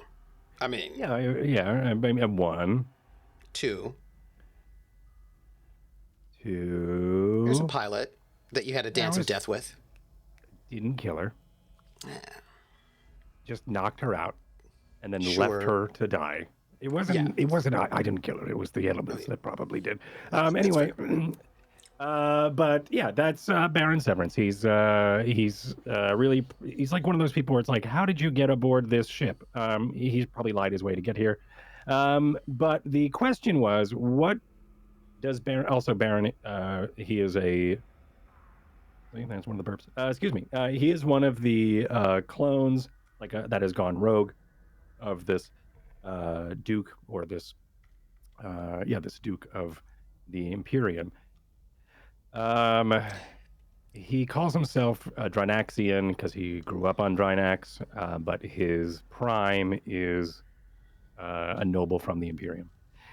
He also failed out of a lot of stuff, and he is used to be a drug dealer and has a background in street chemistry, but he does also have a lot of ancestral memories that aren't his, obviously. His ancestral memories of his prime, which is that Duke. And the question was, what does Baron Severance do with these memories? When you can't see the names on the writs, but clearly sending off assassination orders. What do you do about that? Sending off assassination orders. So it's like I'm picturing like there's a scene in Bruce Almighty where if you don't know the movie, it's just Jim Carrey gets godlike powers, but he starts getting prayers, and then he's like doesn't know what to do because much like our Zodania friend the Harlock, she has these sort of like voices that come into her head that are hard to like sort of parse through. I feel like Severance, that happens to him sometimes, but it's not like a blur. It's not like a miasma of audio or auditory cloud of just a bombardment. It's more just like every once in a while, it's like a radio being tuned in, and you're, and that just sort of like it's this really interesting deja vu that happens, but it's a memory that isn't his. It's really foreign to probably you or I, because in deja vu, you sort of like don't know, like something is familiar about this, and I don't know why. There's nothing familiar about this memory. Because it comes in, usually hijacks or commandeers the moment, and then leaves. And Baron Severance has, that's also a self-proclaimed title, Baron Severance. Severance is used to this, and I don't. What does he do when it happens? It's been happening a bit more often recently. Yeah. It's also really interesting because Baron doesn't dream, or he convinced himself he doesn't dream. They may not be dreams. Like, they may not be dreams. He doesn't feel they are dreams, because he always experiences, and everyone else says like, "Oh, I had a dream last night," and he's like, "That didn't happen to me." Usually during the downtime, when he's not actively thinking about something or trying to figure something out, that is usually when these like rogue thoughts would come in, or these rogue memories would start to bubble over and spew in. He doesn't quite know of any triggers that start these deja vu or these memories. That's another reason probably why he always tries to keep his mind busy, whether it is looking over papers or it is trying to just be busy or try to figure something out. I think that is probably what he does. I think I started this rant not really knowing, and started this rant probably saying it was rare, but I feel like it's rare now because he he's like, it's more like but it's also like unchecked. It used to be unchecked memories that would come in, right? And now I feel like part of his self-care is to keep his mind busy. Otherwise, these not these thoughts, but these memories start to sort of ooze in, and it's a really uncomfortable place. It's Harlock can tell you all about it. She goes with alcohol. And it's paralyzing. It's where sometimes it's just trying to figure out if it was your memory or not. When it is specific to like assassinations and assassination orders, I think those he tries to listen to more, because those are clues to who he is, but the details never get broadcasted in this memory, right? So like names and stuff, usually the vision or the this memory usually sort of drops before any names of any planets or anything like that. It's more of the intent or the feeling that he knows that it's an assassination order versus like, I heard this whole entire plan. It's more about like, you have the feel. I know what that was. Yeah. And it's interesting because it's not like it's playing the audio in my mind. It's a reminder that I said that. You know what I mean? Where it's like, oh right, I did say that. But what was it? And then sometimes it would be a little bit more clear, but yeah, it's a weird one. Because I'm trying to explain something that we as normal humans who aren't clones, right? Yeah. Does it bother you that it has been a bit more intrusive in the Intrusive is last a great word. 2 weeks, 2-3 weeks. I mean, I did a whole timeline thing Yeah. before today's session, just making notes of when certain things happened. Yeah, I think we've been seeing Severance like sort of open up and be a little kinder and like maybe warming up to the crew, and I think this also could be a reason. I mean, the a variable in his psyche is probably he's being bombarded by these like aggressive memories, Yeah. where it's like identity is always being questioned, even in his own mind. So I think at some point it's tiring to hold up the shields and to stay in this shell of his. So I think as it's been getting harder, he's been sort of softening, if that makes sense, for lack of a better term. All right. This leads me to Greg. Greg, who are you? Yes. Who are you playing? And I am curious about this. What does Val do on his birthday, just like it was your birthday just a few days ago? And you're Happy amazing birthday. and wonderful, and I love you. So, tell me about that. I love you as well. Hi, my name is Greg. I will be playing Dr. Valentine Val Morrissey here on The Gamblers. You can find me over on YouTube under Warp Reactor. But let's see, what would Val do on his birthday? Yeah. You know what? I'm going to take sort of a cop out here, but I think this is what Val would do. So I don't think Val has ever told anyone, including Terrica, when his birthday is.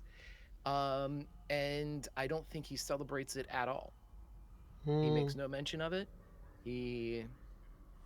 I don't think it would be something that would carry fond memories for Val. So I doubt Probably he would not. celebrate something like Yeah. So, with all of that said, when last we left this part of the Gamblers, you all were on the ship. Things have happened to it, and you are making your way out towards the 100 diameter limit to go into jump space to get to TkTk, the planet that you believe Terrica might be on, because one of those intrusive thoughts, it wasn't really intrusive, because in some ways the Baron sought it out, saw a vision of the Baron stepping into a lab with clones of Terrica, and in this memory that Severance has had before, but this time he could see a cage full of creatures. And these creatures, the only place there are creatures like this in the Trojan reaches is on a small planet called TkTk. So, you all are on your way, but you cannot get into jump space yet. You all need to have somebody in engineering and somebody plotting that astrogation check. So, who's going to do the astrogation?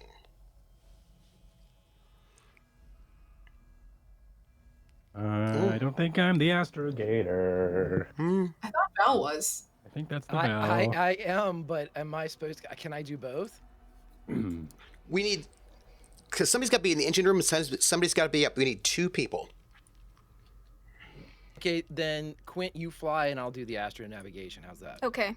Yeah. You don't want me to astronavigate. I'm just gonna say that But right now. who's going to do the engineering? I believe that's the Harlock, yes? It's Harlock, yeah. Yes. That's what I'm saying. Can I do astrogation and pilot at the same time? I don't know who has a better score between Quint and I. It might be better for Quint to go anyway. I have Astrogation 2. happens at a different phase. Like you plot the course, you give the course to the engineer, who then programs it, puts it into the drive, and then you go. You fly, I'll astronavigate. Or Sure. astrogate, or whatever. Yeah, my pilot Astrogate. is 2, but it's 3 in small craft. So, Yeah, I'm with you. let's roll astrogation, shall we? Now, you can take extra time to make it easier if you like, but, This does have to happen. I need Okay. an education-based astrogation check. -3. 2 because you're going 2 parsecs. -1 because your jump drive is not fully fixed. Yes, please. Face Okay. says it all. Okay, so just to recap, it's -3, but I do get a +2 from Sue. Does that still play? Because I have Sue's. Oh no, it's astrogation, so I don't have the piloting. I would have 1 from Sue, Yes. so that'd be a -2.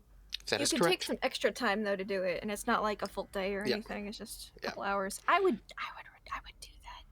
Yeah, I'm gonna take a little extra time here. Let me roll a Like- d6 like if you how- don't mind. Sure. After you roll, can I decide that I don't want to do? You're fine. Go ahead. Okay, I can do it. All right. Mhm. So do I take a negative here, or what do I do? Yes, you do, but your difficulty is only 2 Oh, well, that's good. Okay, so because a it's it's not hard. 2. But what this means is you It's float not hard, out. but it's important. It's real important. You float out to the 100 diameter limit, and then you begin calculating. You have to figure out, you've got to take all those records that a scout made at one point in time, calculate every single large body between here and there, but where you think they will be in about a week's time, hopefully give or take some, and make sure that you plot a course that will get you where you want to go without running into any large body in between where you think they'll be. It's a lot of like forward guessing, you know? Okay, Oh. so you said the difficulty is only 2, though. Yep, that is correct. So You 4 made it does by 2. Here we go. Look at that. I Always need take to, your time, folks. If you don't, hold on, if you don't mind, I have to do a thing right now. Sure. As you, I'm going to roll a 2d6. An 8. +2. Yeah, like Roller said, there is a non-zero chance that a meteor might be in the way. I'm pretty sure it's not, but there is a non-zero chance. Oh my Okay. god, if you guys scratch the gambler. Scratch it. You We- don't have to we worry. You'll do- never see it. We do have to show you something about the gambler. Yeah, There's- something has there's happened about the something's- gambler. Something's different. Yeah. What? I What? wouldn't worry about it. I Don't added worry another about it. wing. I bought another wing on Aces. The Harlock. Could you please, if you do not mind, set the jump drive to go? You get a +2. Okay. You get a +2 from your astrogator, but again, you're at a -3 because. Wait. No, -2 for the distance, but -1 for your jump drive being off. -1 because you haven't done your monthly maintenance yet. You're a bit behind, so that's a -2. So Neat. it's a 0. It zeroes out because you get the +2 and the -2. So just a Mm-hmm. straight roll. And you can take extra time. You can take extra time to turn this from a difficulty 4 to difficulty 2 if you like. Nah, it'll be fine. We'll do great. So you're not going to take the extra time just hanging out in space where anybody could show up? That sounds very tempting, but not today. All right. Okay. It's 7. Okay. You make it by 3. I just need to make a roll, if you don't mind. No, of course not. Okay. Good. One more. Okay. That's all I needed to know. With that, everyone, all hands on deck. You wait. You plot your course. You spool up the jump drive. You have to shut down your maneuver engine, which makes you very vulnerable. If you take an extra time, you'd be without a maneuver engine, which is how you dodge. Just sitting duck in space while you spool up the jump drive and get ready to go. And then everything is quiet. As the white envelope, the iridescent white envelope of jump space envelops you, and as if you are just sitting still, you know you are in jump space. And there is no migraines or nausea. It's a good jump. Oh, we like that. That's good. Yes. So, you sit in jump space, isolated from everything and everyone for 1 week. It's a long week. Right, I forgot about that. Right. It's a long week. You don't know if Terrica is dead, is being tortured, is okay or not. It's really, who knows? It's deadly quiet. I assume all of you are studying or fretting or doing something in this week. The professor wanders out here and then for dinner and decides to tell you all about various grain specimens and strains from 2,000 years ago. Kind of goes on for a while. He has a lot to say, and he says it sort of monotonously. But as you maneuver through space, it's a week. And the alarm goes off about 2 hours before you would guess. And in that moment, you emerge. The jump bubble dissipates. By the way, I would really appreciate if you would write down in our study sheet what you all did. In that space, I need to make a roll. It's a 5. You're all good. You emerge from jump space, and I will note, seems pretty close to your destination. Normally, and this will probably be one of the last times I will mention it, when you emerge from jump space, somebody might want to do a sensor check to make sure nobody's there, or just to see what's around. I will note that, you can go into jump space at full speed. It gets you closer, but if you come into jump space in full speed, you exit jump space at full speed. And if there's like a ship there or an asteroid there, you may not be able to dodge it. So going into jump space from a dead stop is usually much, much safer for you.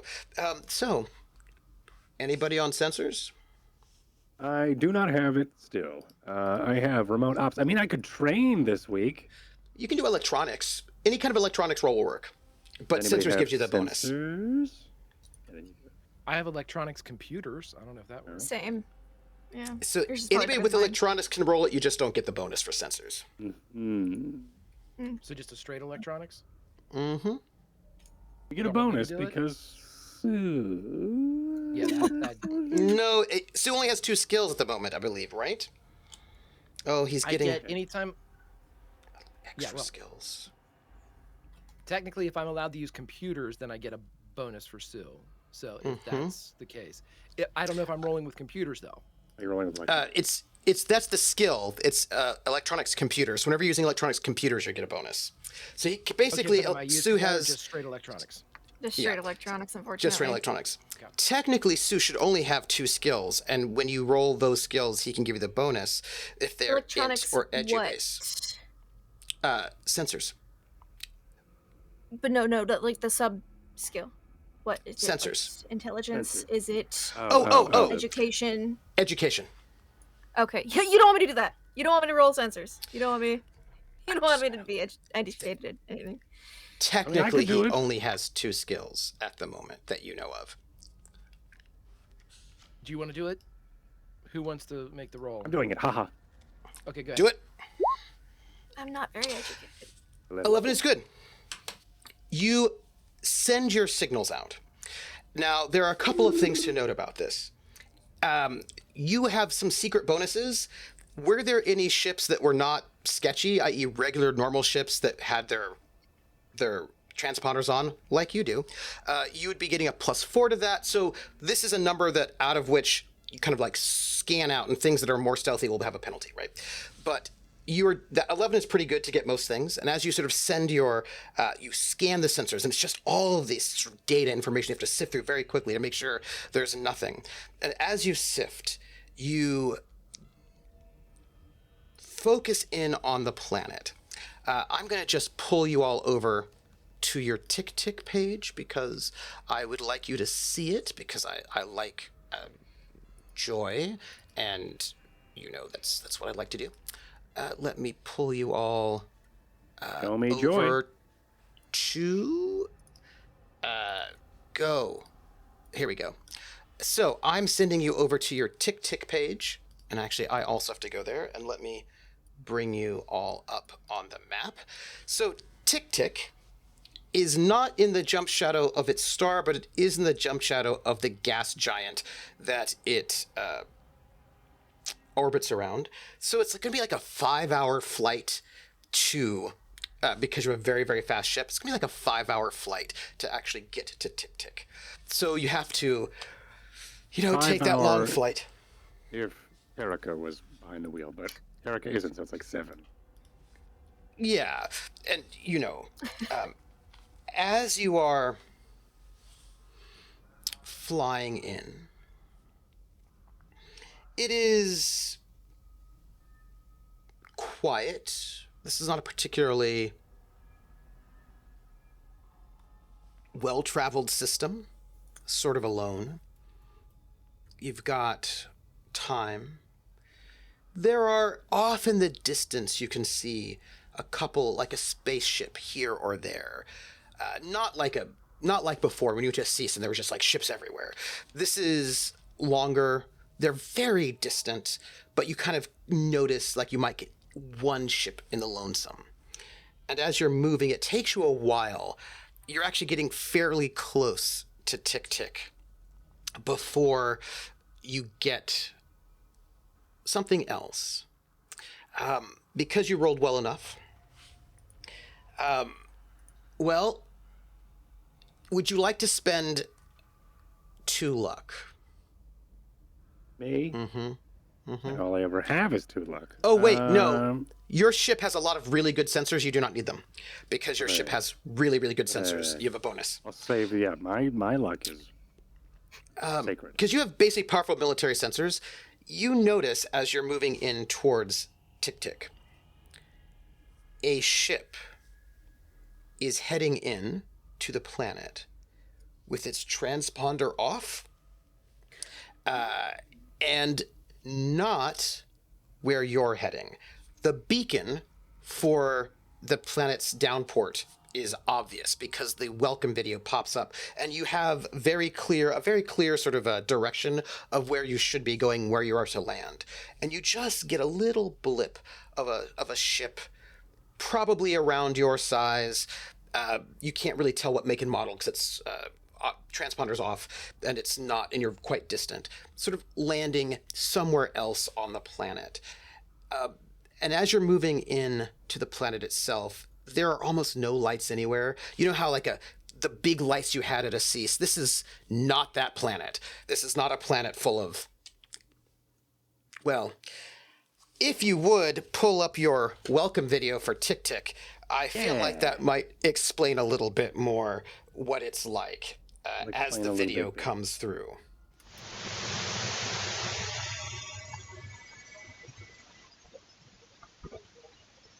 Is it going? It's going? All right. Travelers, the TkTk Planetary Council welcomes you. If you are coming to visit TkTk, you've already noticed we don't have a fancy high port, or any high port. If you plan on landing, land at our Class D downport at Central Star Town. There's a beacon. Check in with Portmaster Zindri when you touch down. There are other downports on TkTk, but you shouldn't land there. They won't have the facilities for your spacecraft, and also, many of the locals don't like strangers, and you might not have a very warm welcome. So, stick to Central Star Town downport and you'll be fine. The planetary president, that's me, would be happy to greet you if I'm around and not busy. We've got unrefined spacecraft fuel for sale and can do very, very minor repairs. When you come to TkTk, you're going to need to keep an air filter on your face the entire time our atmosphere is tainted. And also, if you go in and out of a place, shut the door so the air scrubbers can keep doing their thing. You weren't born in a barn, were you? Anyway, if you're a raider planning on attacking our communities, know that we are prepared to welcome you this time in a much more violent way. I think it might be better for you raiders if you just move on to another system. Well, that's it. Welcome to TkTk. Enjoy your stay. We done? We done?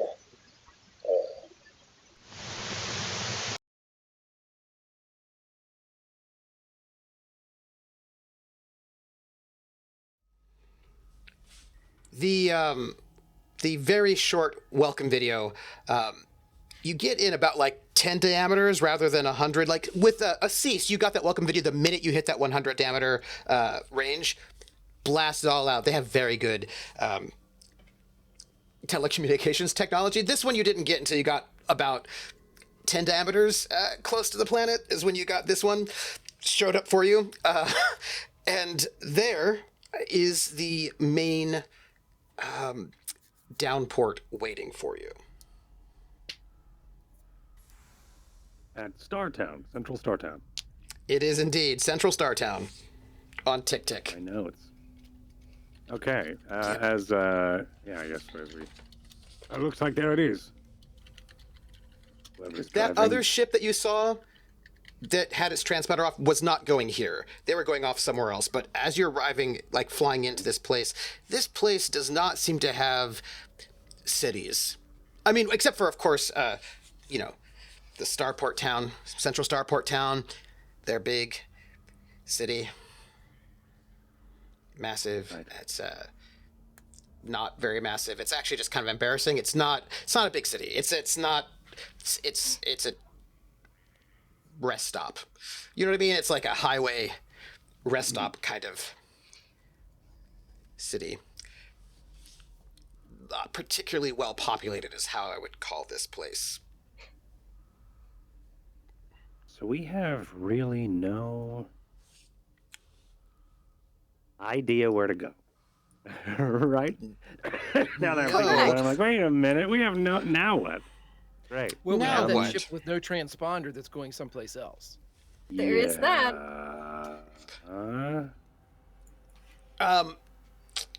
Can I get a streetwise roll from our resident pirates? Those people who do that sort of a thing quite a lot. All I'll make right. that roll right now, everybody. I mean, wait, what? Streetwise what? Hold on. Streetwise intellect? This would be education because it's not immediate. It's more like I'll give it a go, but long experience. I do have a good streetwise. Intellect? Yes. No, education. Education. I do have a good education. A 9 from the Harlock. Warlock. 12 from the Severance. 8 from the Quint. I'm not even going to roll. I don't have it, so. This is going to be coming in. I'm going to start with. Well, I'll start with Quint. Quint, you are not on sensors. You are not this kind of pirate. You do other sorts of things. But you're a good pilot. You did not get... It was not doing evasive maneuvers. Mm-hmm. And it didn't have... like stealth technology on it, so it doesn't read to you as like it's not like a spy ship, right? It's not like a big professional spy ship. Like, you know, that kind of a thing, and it is not that kind of a thing. The Harlock, with a 9, considering your background, you know, you're a bit of a raider. As you are coming into the planet, what you're going to get is this. The Star Town, the central Star Town, you can see it as it's coming in. Small, not very impressive. Actually, a lot of farmland. It mostly seems to be like a farm, like a farming community with a downport. But it also has a bunch of bunkers, military missile bunkers aimed at up, aimed to shoot. Now, other planets have navies and also orbital missile platforms and high ports and high-tech weaponry. These have nuclear warheads aimed upwards. What you're feeling is guessing. This is probably a place with, if this is your biggest place, they probably have a number of city-states, is your guess, that has what kind of technology they can muster, which is probably going to be sort of tactical nuclear warheads to stave off raiders, is what you're guessing. But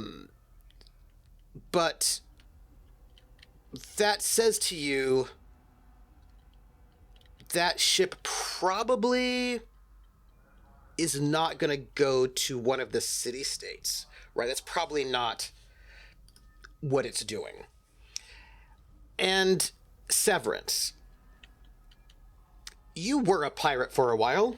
That's what you did. This place is, again, not... Okay, first off, they probably have been raided by raiders quite a few times. Not fun for them.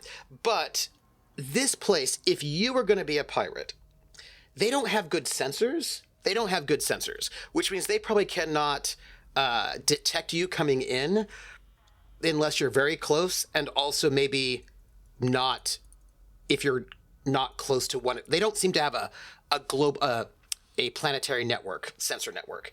It seems like their sensor network is fairly limited, which means if you were looking for a pirate haven, you wanted to like have a planet you could like drop down on and like have a kind of like a little pirate base, this would not be a bad place to go. I mean, of course, the atmosphere sucks, which may not hurt. So you would imagine that smugglers or other people with nefarious motivations might have homes here. Probably the people who live here don't know it. But this is one of those kind of planets that's densely populated enough and also outside of normal spaceways enough that if it were you, if you like, you could easily just go fly in, hang out here for a bit, right? You might have a base here and then sort of take back out. This could very well be a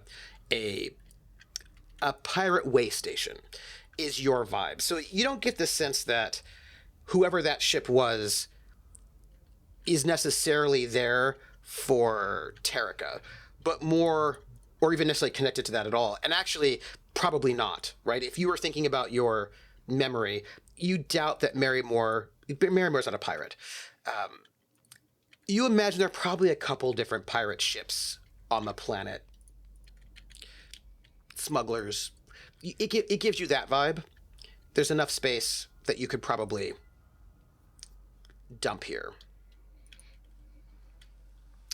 So, I'm going to need a roll from your pilot.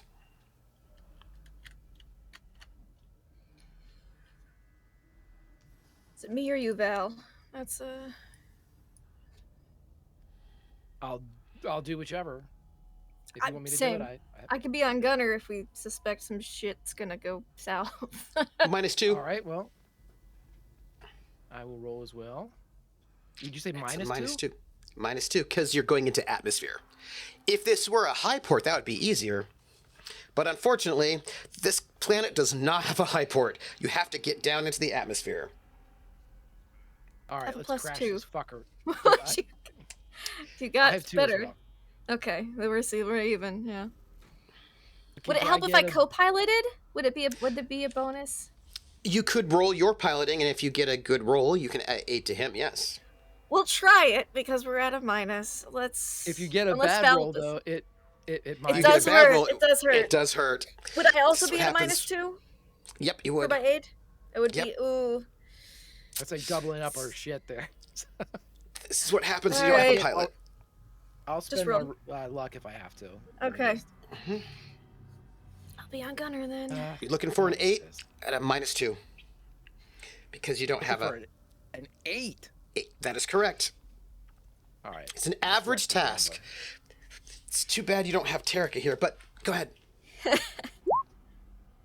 So 4. We got Oh, a boy. big problem. Wow. Okay, I am That down is- to 2 luck then.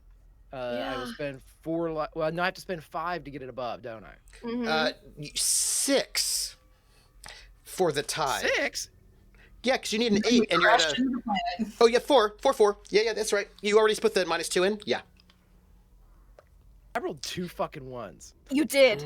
That's yeah. This is looking Mhm. awesome tonight, everybody. I'm gonna get this all out of my system. I have to GM tomorrow. I want to make sure my rolls are Mm-hmm. There you Real go. good. That's how you think about it. right. Okay, fuck. All right, I'll spend all my fucking luck then, or 4, whatever. 5. Is it 5? Whatever we decide. 5. I need to spend. Yep. So as you start coming into the atmosphere, turbulence. This is not a ship. I mean, this ship has got the aerofin, so you actually can fly in atmosphere. Those other ships, those big ships, are just not going to be landing here. And as you're sort of moving in, you can feel the ship shaking. And you can hear the metal creaking as you're moving in, and it is rough. And it is... Everybody can feel it. Everybody can feel the entire ship shake. You think you might be going to shake apart, but you spent that luck, so that was good. And you're and you're able to maneuver through the atmosphere. And now I need you to roll to land. There's 2 rolls. This is just a 6 is all you need. All right, all You you put fuckers me in laughing. coach. Next time we have to heal somebody, I'll make one of you fuckers roll it, and then we'll see. Okay. What I was, we could all right, cool. Pilot, spacecraft. Yes, please. Is this also at a -2? No, this is just to land now.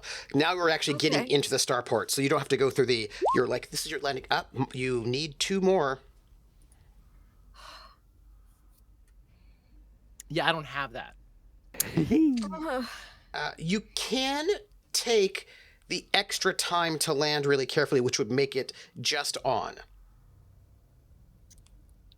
I mean, of course I'm going to do that. I'm not going to wreck us, so I'll Right. take the extra time. You're not I gonna will, by dive the way. straight. Normally, you've got to roll that. You've got to declare taking the extra time ahead of time, but I'll let you do it now. It's fine. I'm going to make a roll We if you can don't crash mind. and blow up. I, don't, It's up to I you. like character creation. Me too. As you sort of come in, and by the way, this starport is Janky? yes. You're coming in between these huge bunkers. They've got these sort of open sort of seats. There's some hangars there. You can see kind of like it looks like a hangar for maybe repairs and maintenance. But as you're coming in, you clip one of these big towers. The ship will be taking 2 points of damage. Could be worse. Could be a lot worse. To put that into perspective, everybody, I just rolled back to motherfucking back double ones. That's real Back to bad, back. Greg. No, it's awesome. I meant to do it. Now you try Yes. doing it. I bet you no one You else will try. do that. And there's this like sound, this crunching loud sound that everybody in the Startown, Central Startown hears as you sort of come in and crunch a little bit of the hull and you land Sorry, we lost our pilot. on this planet. Now, Too the soon, last time on number 1, Terrica rolled so well to pilot in that you got a bonus to interact with people. That's not That's true. what happened here. Hey, remember when Yeah. I saved Evan's life when they shot I him do in the remember back? that. Yeah, we all have I our do remember skills, that. but- Yeah, that was good. That was really good too. So, what all do you do as you land? You can see people coming because normally on a regular sort of spaceport, like a high port, this would all be done electronically, automatically. They would come in and check all of your stuff, just boop, boop, boop, right? All of that would be all uploaded automatically. But some people are coming towards you wearing overalls and these big rebreathers. And we're They already know you ruined the outside. ship. We're still inside. They're approaching us on the outside. Yep. Okay. I will make my way toward the airlock.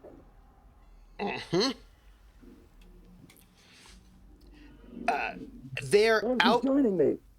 on this other side of your airlock.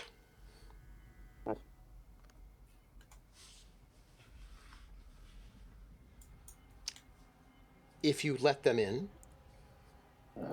I'll put my rebreather on and be near Severance in case things get a little messy. I think so They as well, wait. just because I think paperwork wise, the Harlock is still should be a part of this. So While everybody's doing that, Val and Sue are going to doctor the logs to make it look like Quint has been flying this entire time. wow. They come in through the airlock, and you see two people. One, a human, and the other, a Vargur. And the Vargur steps up, and he goes, "Hey, I'm Zindy. I'm your dock master. We're here to check paperwork." And Zindy pulls out a clipboard with paper. And a pen. Oh, Could we see your flight ship, We're here to just... Bad landing, huh? You know how to write? Yeah. And she's got her hair's been grown out and kind of made into a little faux hawk. Her fur, right? Her little fur is a little faux hawk fur. And she's got these overalls on, and she's got she's shaved little designs into her fur, little spirals. They're not tattoos, but little spiral designs. She's got a rebreather on, and she takes it off.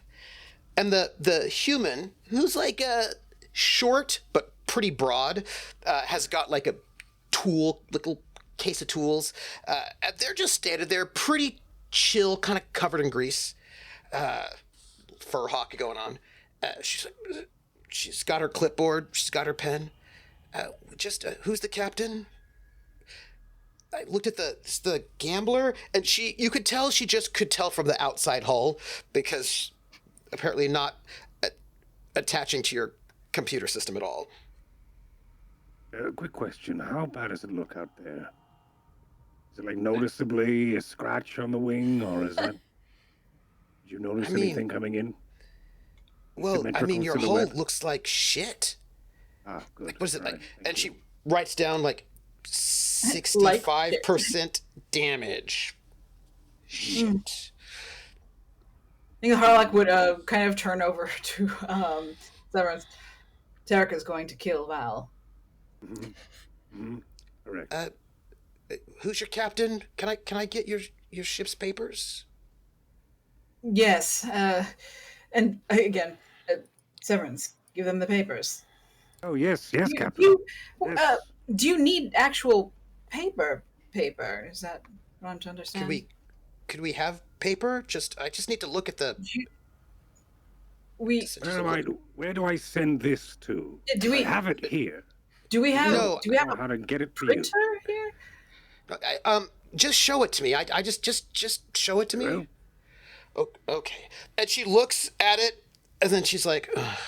copy things down. Yeah. And she turns over and she goes, is it too bright for you? I could turn that down. There you go. Vargur don't have the same light. Harlock is going to get on the comp super quick. Evan. You know how you've got light and dark mode? There is Vargur mode, which will change the color so they can see it. Right. Yeah, she's going to get on super quick. Evan, do we have a printer on board? Oh, no. Right. Why would we have? I mean, yes, we have a 3D printer. I don't know that we do. use this in 3D. Thank you, Evan. Oh, All right, Captain. And she's like looking, and she turns to the human, and she hands him the clipboard, and she's like, copy it down. And he goes, oh, all right. And he just starts peering at your high-tech gear, and he starts writing down. Takes a little while. This is normally when you check, like you use your electronics to check all of the tags on your cargo to make sure it matches with your cargo manifest. You check everything, and they're just like copying things down by hand. It's taking a while, and you can tell they really do not want to go through the whole ship because that would just take a long time. And so they just write down what they can, and they're like, okay, 1 week? Yeah, sure. I'm sorry, Captain. Sorry, I was just thinking about yes. the finances. Great. I assume you're going to want refueling? Yes. Okay. We'll send over, we've got and she pulls out like imagine the equivalent of like a beeper to do your electronic transfer. Like it's an old school kind of electronic transfer thing for credit. She's like, okay. I haven't seen one of these in a good long time. Yeah, that's what we got. And like her little paws come out and like hits a few beeps, and like the equivalent of like a little Wi-Fi signal hits over to you, and like approve. Oh, still works. Okay, approve. Oh, great. Well, welcome to TkTk. Keep your rebreathers on. Keep the doors closed. Do you want us to arrange with you to meet the president? Do you need that? Yes, let's do that. Okay, well, he's still working in the fields for a while. I'll just make sure he comes in at some point in time. I'll send a message to him. Zeke will probably say something when he comes finished with the harvest. We've got a bar. People like to... There's one. People drink there. Welcome to TkTk. Wonderful. Thank you. Just one person or one bar? Just one bar. Oh. Do you need a place to stay? No. You'll probably stay on the ship, right? Yes. And she like kind of brushes back her whiskers, makes her fur hawk. She's like, I'm Zindy, dockmaster. Anybody comes through the dock, I know it. If you need anything, let me know. And sorry about your ship. Thank you for that. Work in progress. Yeah, there's some outsiders there if you want to. Already drinking. Oh, do you? Do you know about a tavern? them? Oh, yeah, they've been here for ages. We get people coming in and out pretty regularly. Do you know by chance where they're from? Oh, depends on which ones you're talking about. Well, a few. A couple.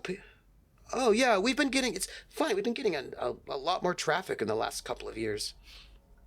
Interesting. Curious. Have you... Severance, take your... What? I can't hear you. I've got a rebreather on. That's not how this works. Off.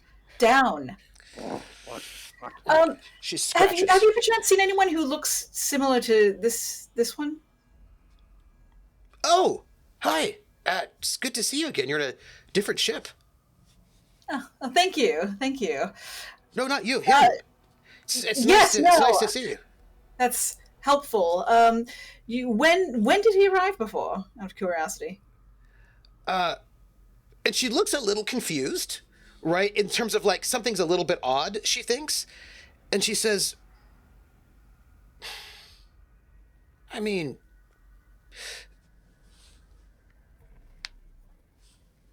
I'm going to note for the record, because I have my list, it is day 73 right now when you arrive at TkTk. That's about what day we're in, 73.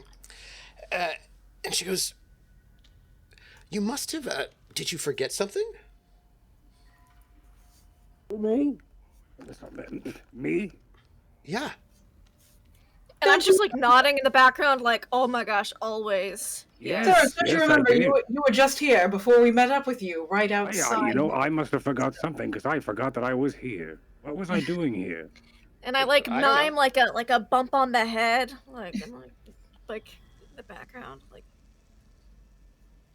Uh, I mean, you just left 2 weeks ago, so you must have just jumped out and then jumped immediately back in. Yeah, I went to go get gas and Aces.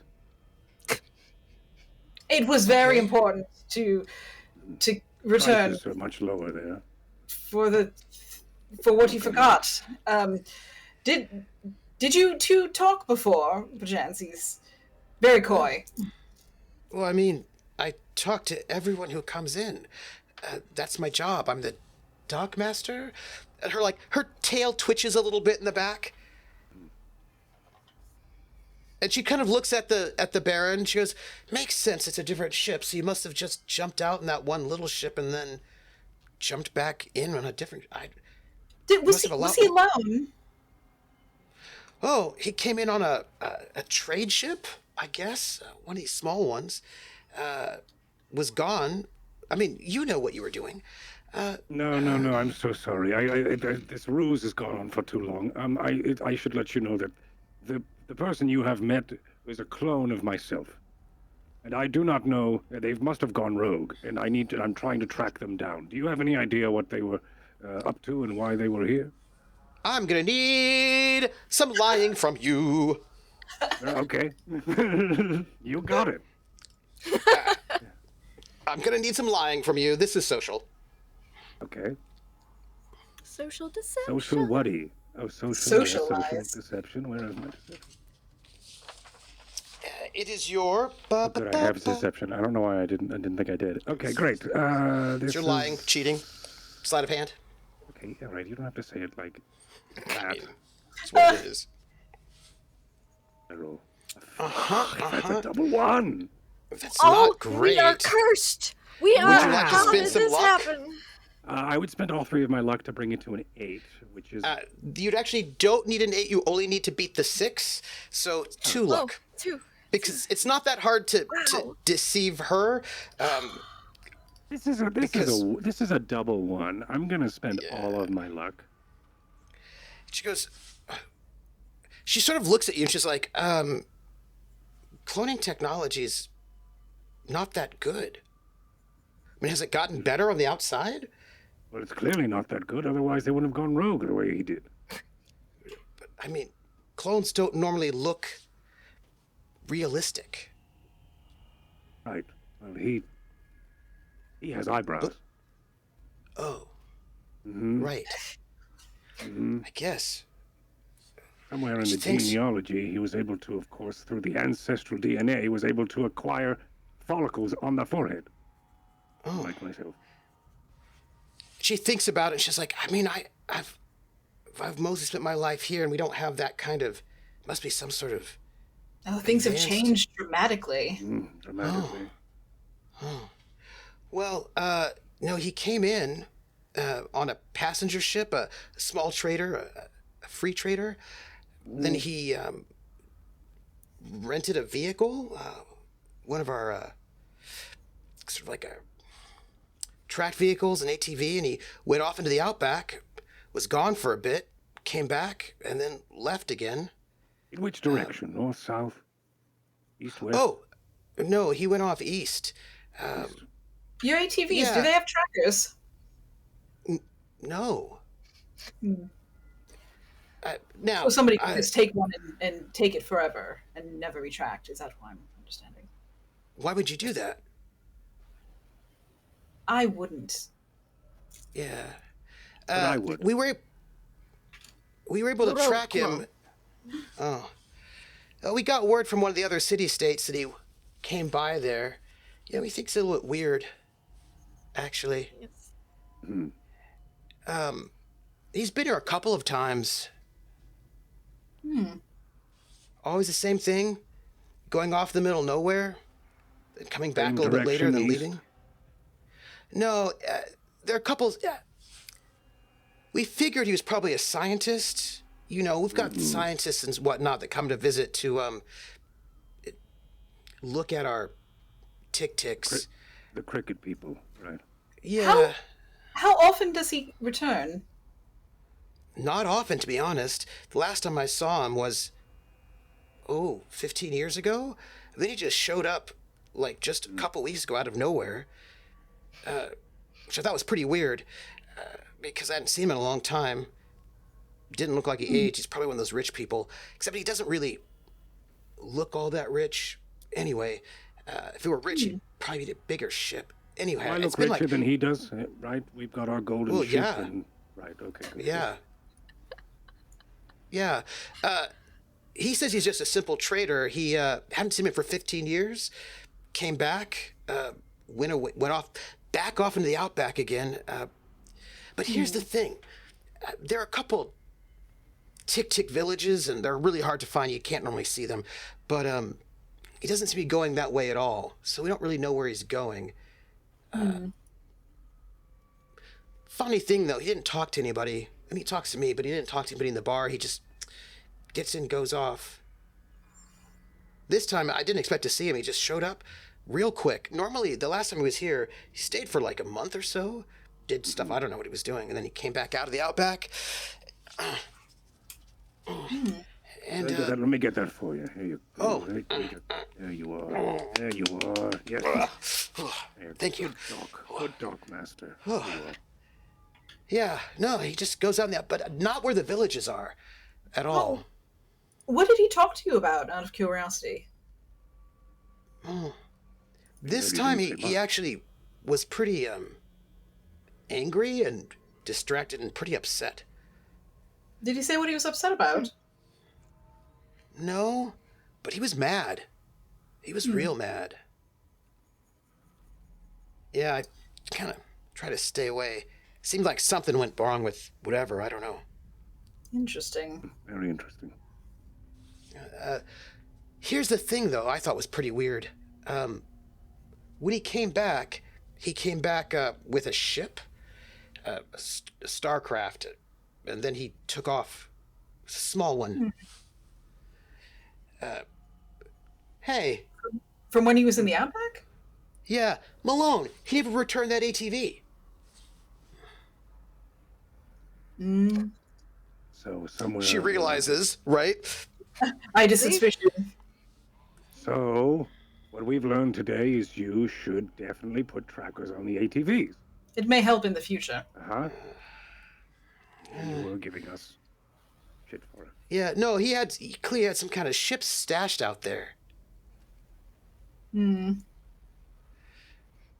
Well, could you direct us to this ATV rental? Oh, yeah. It's and she looks down and you can see this sort of like, this is not the biggest star porn ever, to be honest. Not great. And you can see, like, a couple football fields down, like a little row of ATVs. Right over there. Oh, wonderful. If you want to rent one? We may, yes. No, I don't. But I am sure that my pupils do. You've been incredibly helpful, though. Thank you.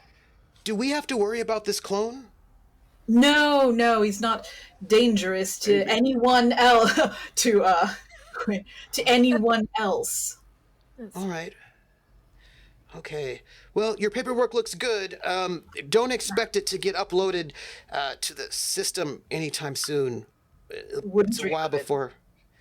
We'll upload it though. Okay. Wonderful. And if you don't, that's fine too. And she heads out, and she gets in one of her like a kind of like a golf cart, and she takes off. All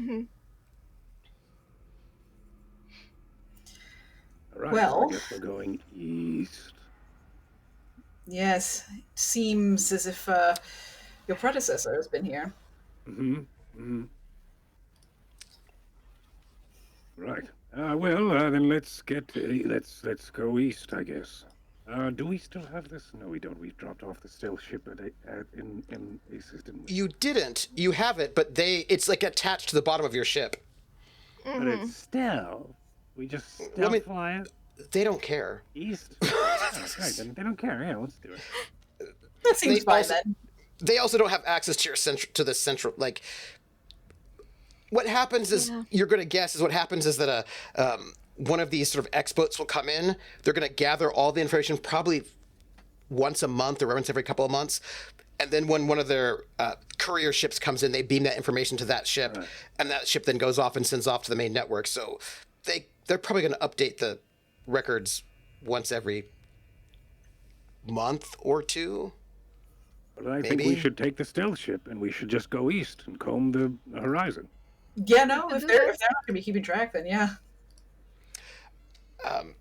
I will note, if you go outside, because you've got to like sort of come into the ship from the outside, you will notice that Zindi and Malone head over to the ATV stand because they also work there.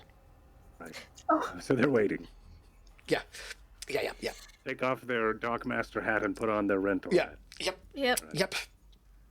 Yeah, that's exactly correct. You may or may not go there, but they are ready for it in case. Against it. We've decided against it. Thank you. And they sort of look. Now, I'm going to need a luck roll from Quint. Oh. Good. Okay.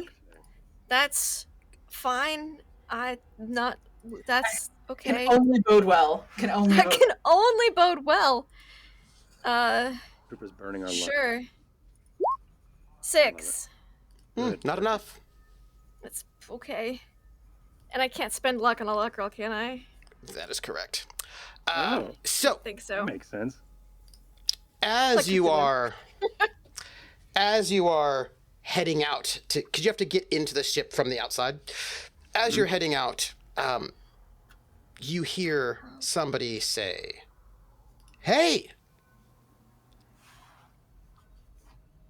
I need to, if you don't mind, I have to look up one thing. It's in my notes." Do we all hear this? Oh, yeah, you all hear somebody call out for Quint. Oh, no. Oh, so it was a luck roll to avoid this interaction. Yes, see. it was. And you failed. And you... I'm going to turn to see who this is. You see someone say, "Quinlan Vance!" And Shit. as you're on the outside, you see a woman approaching you. And this woman... Who is she? She's a woman. Obviously. And she's like What's our dusty. history? Yeah, she is dusty. Clearly she got the dust of this sort of place upon her, and you can see her in her Imperial Scout uniform. Oh, okay. This woman, Maria Steves, also known as Stevie, you have met her back on New when you were there, like a year and a half ago. When I was doing training? Yeah, when you were doing your training, but she herself was actually only there on leave, like briefly. She was a scout, older, much more experienced. She's one of those people that has been around for a long time.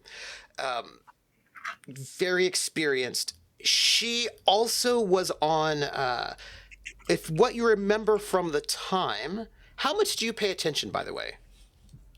How much does Quint pay attention? Well, Quint's a spy, so Quint tries to constantly pay attention, unless it's chess. And in which case, it's half attention when not on mission. Yeah. She was on some kind of she was on like a long-term survey. She was on one of those like class 5 surveys that take a couple of years. So she was out on a planet. She didn't say which one it was, but it was Turns out it's TkTk. Turns out it's TkTk. Turns out it's TkTk. Oh boy. And the long-term missions are the ones where you have to like talk to all the people, get all the sense of what's going on. And she had been called into New, just been on leave to get some things back and forth. But you met her, you had an interaction with her, it was sort of pleasant, and she was like talking about sort of like long-term missions. She'd mentioned that she was on some planet for like a couple of years. She had a couple more years to go. and she sees you. And she goes, Mm-hmm.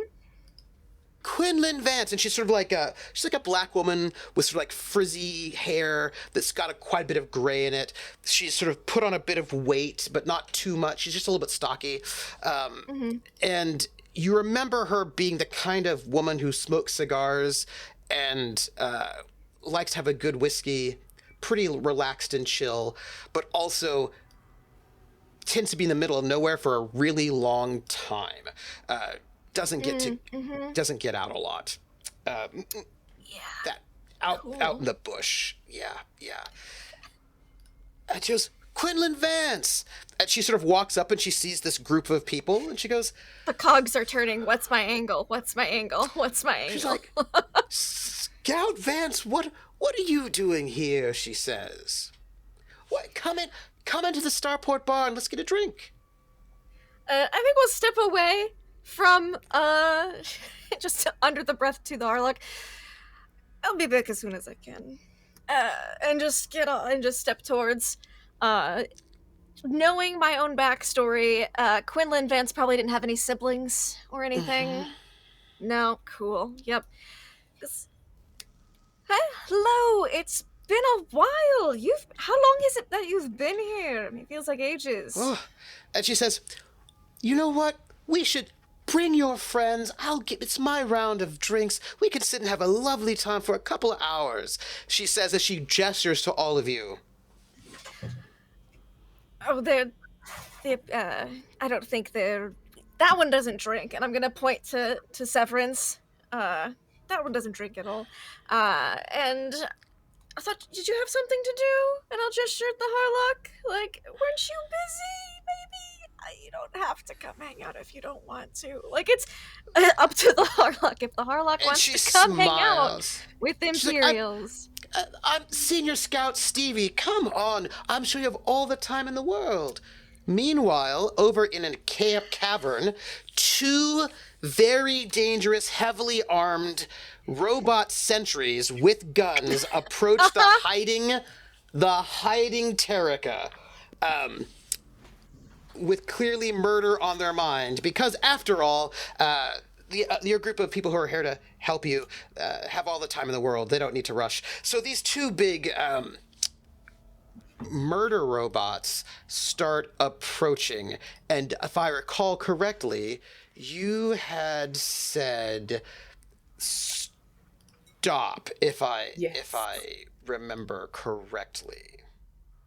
Yeah, Terrica stood up and said stop with the like authority and gravitas that they had been taught for so many years. These menacing, very dangerous robots with two large, like, laser carbines homing in on you move forward when you say stop. And they pause. I need Return a to docking. psionic. What do you need? Psionic. Can I get a telepathy roll from you? You can. Oh, I think the only telepathy though I have is yep,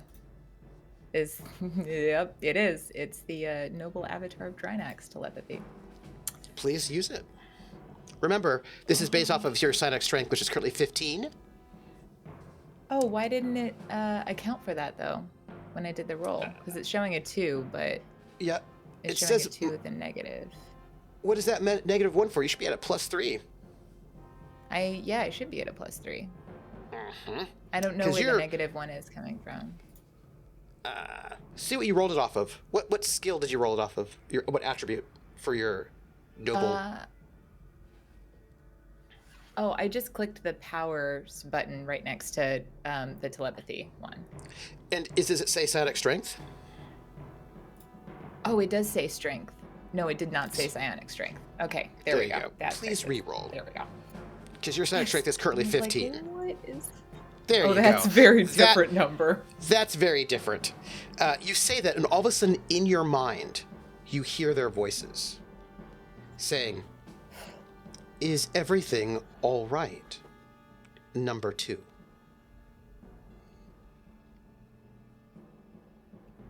Yes. Should we report? Where is my ship? Your No. ship is in the docking area. Excellent. Should we Where is prepare? number 1? Where is number 1? Is this a rhetorical question? No. There's a pause. You can almost hear, right, their electrons whirring. That is a question you've been searching for approximately 300,000 years. If you haven't found number 1 yet, we cannot do so either. Have you made progress in finding number 1? Not yet. My records. Are they all here? Well, And they gesture to the computer. well, only the records for this family archive, of course. Of course. And the other families? We are not authorized. You said that we are lesser creatures. We cannot know such things. Will you be bringing in more sacrifices for the machine? No. This lab is no longer useful. Shall we institute self-destruct sequences? Terrica will stride over to where the computer is, and I assume It's at this still point ticking. they've got the data. Oh, it's still No, going. it's going to take 8 hours for this computer Oh, to we break haven't through hit this. 8 hours yet. It's How this many is more like hours do I have? you've got like 4 or 5 hours left. Okay. This is like it's hard to break into one of these kind of computers. Okay. Then they will say, "Not yet. I'm pulling my records so that they can be taken elsewhere. I When see. they're complete, I will order the self-destruct. Until then, remain on guard and notify me immediately if anyone comes near." Of course. Number 2. There have been no new... Wait. Yes, there is one new message for you. Excellent. Give it. It came in 3 days ago. From who? We are not authorized to know. Shall we beam it to you? Yes. In your mind, Jeez Louise. you see a figure. It's like a... What they're doing is they're translating a physical message into psionic space, because clearly you seem to like to communicate psionically most of the time. So that's how the message got there in the first place, because we don't have another way for that. Interesting. Do they have any Viridian on them? They do not. There's a massive rock of Vidian right over there, though. But they seem to be... These seem to be a much higher level of technology than you've seen before. You're not quite certain how they work. And they just beam into your mind this sort of message. It's like, imagine a holographic message, but it's in your mind. And you see a figure. And this figure is someone you recognize. You've seen this person before. This person is someone who has been to the palace, the floating palace before. Sort of like a trader. I think you probably have bought something from them before. They've sort of come in and traded some things. They've been at some of the various parties of your family. You would have a pretty decent relationship with them, like you wouldn't have any bad feelings about them at all. Not super close, but like somebody you would like have a drink with or, chat with. They're not especially close with your family, but your family knows them. Like they're the kind of person that would be invited into your estate, right? Like they're like they've sold, goods to your family, but not exclusively your family. They've sold goods to basically lots of people on Drinax in the palace itself. So you'd say like they probably do things like fabrics, that sort of a thing. Like they're like a pretty nondescript sort of person. But I would say not so close to the family, but somebody who's got a pretty good reputation, has been around, sells to people, like is like a tailor, will like sort of fit things. And it's that person. And the person says, I acknowledge the order that you sent to assassinate Terrica, child of Lady Hill. The assassination will take place when next I see them. I am commencing tracking. Assassination orders received and will be carried out. And a bow.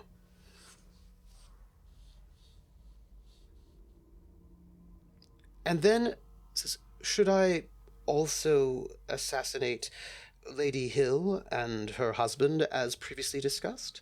Or is that not yet on the table? Please let me know. Send off the messages when you can. Thank you.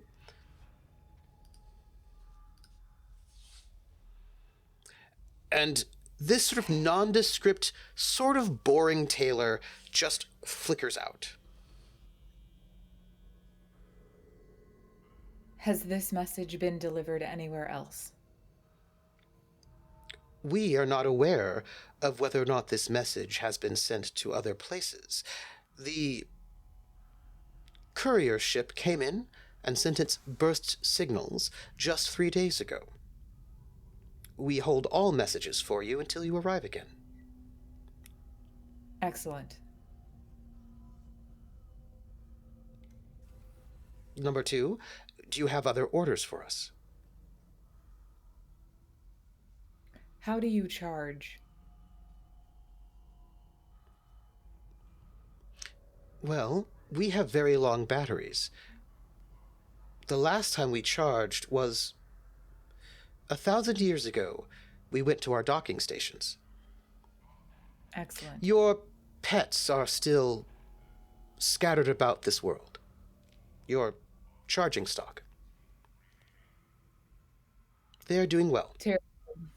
Terrica gestures to like where the cages were and says, my charging stock.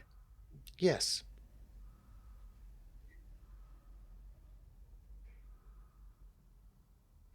I need to collect them to take them to the next location. Please prepare my shuttle and make sure that I have a map of everything there for easy access. I do not see how 2 million of your charging stock will fit on your shuttle. Your shuttle only fits 3. An excellent point. I'm exhausted. Apologies. Will you be bringing in some sort of larger ship? You said such Yes. things were to wait until your larger plans would be in fruition. Oh, I'm Indeed. sorry. Number 2, condolences.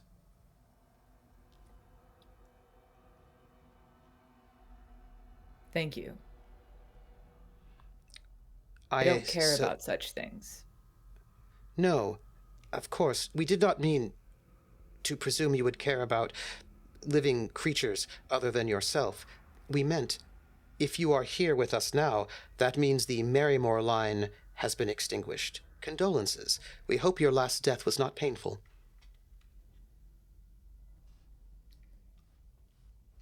It wasn't. It's been a day. Terrica, like, sits Shall down we in the escort you chair. to your bedroom? Yes. And they stand back up. And these two little floating balls of evil death move you through. The iris opens up. There's a hallway that goes down, and like, this does not actually seem to be a very large place. They take you down to a hallway, and there's this, an iris opens up at the end of this long hall, and there's this extravagant bedroom with a huge circular bed with like satin sheets, and there are murals all over the bedroom. It is the most decadent thing you've ever seen, and the murals are all of sort of like the kind of the figures that you saw the creatures, but tall versions of them, much larger, taller versions with much bigger wings, are all sort of depicted like bowing before you, I guess. But the you all of a sudden now becomes Terrica. It seems as if these murals are perhaps psionically reactive.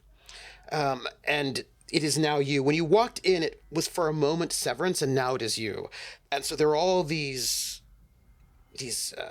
and then there are all these, like some of the creatures are these winged ones, and some of them look like humans. Some of them look like Vargur. Some, like, they're all like, it's like all the kind of, and some of them are sort of aliens you can't even really recognize. But in the center is you as some sort of god, with like a sword and armor, and there's sun glinting off of you, and you really look like this massive royal god, and everything else looks small and puny compared to your magnificence.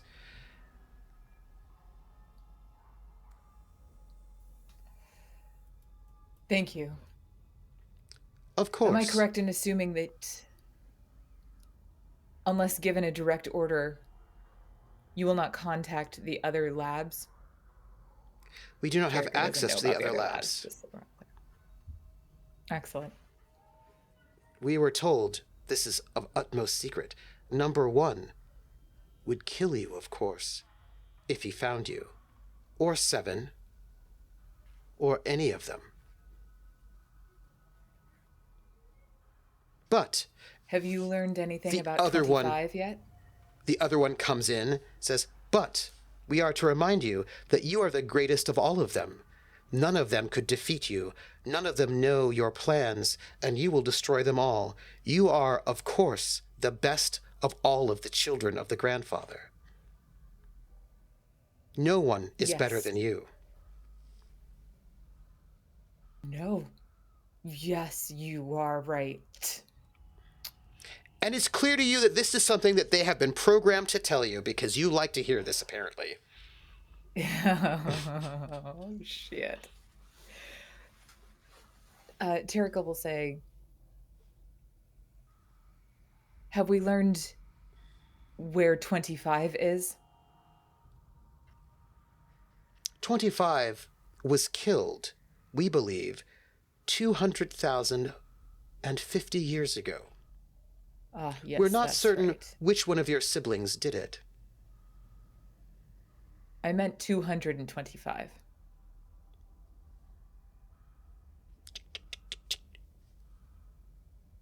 Twenty, 20.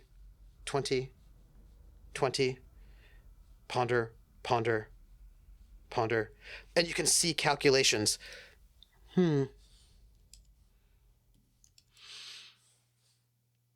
We do not know. They are of lesser beings. Yes, no, of course. Not nearly as glorious as you are. You are number 2.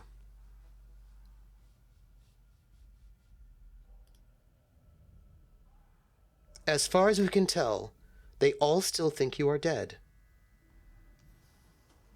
Good news, then. You are glorious and powerful. Organize the locations that we know of my existing siblings and collect them into a file.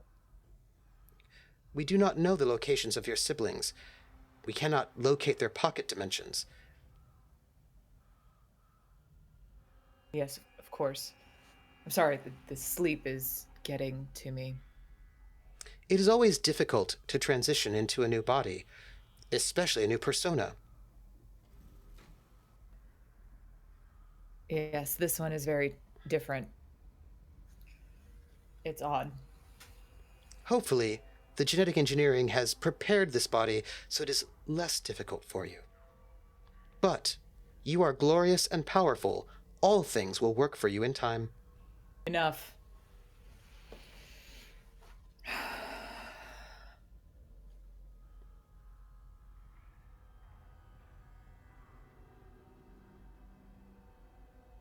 You are bound to my direct order, is that accurate? You are number 2. Can number 1 usurp me with you? No. You will kill number 1.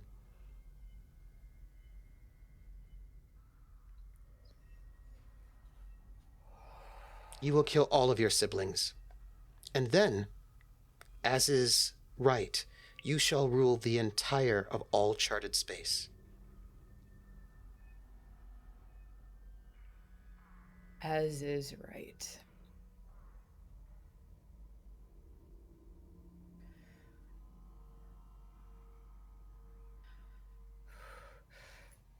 Prepare my shuttle. Collect the locations of all of my cattle.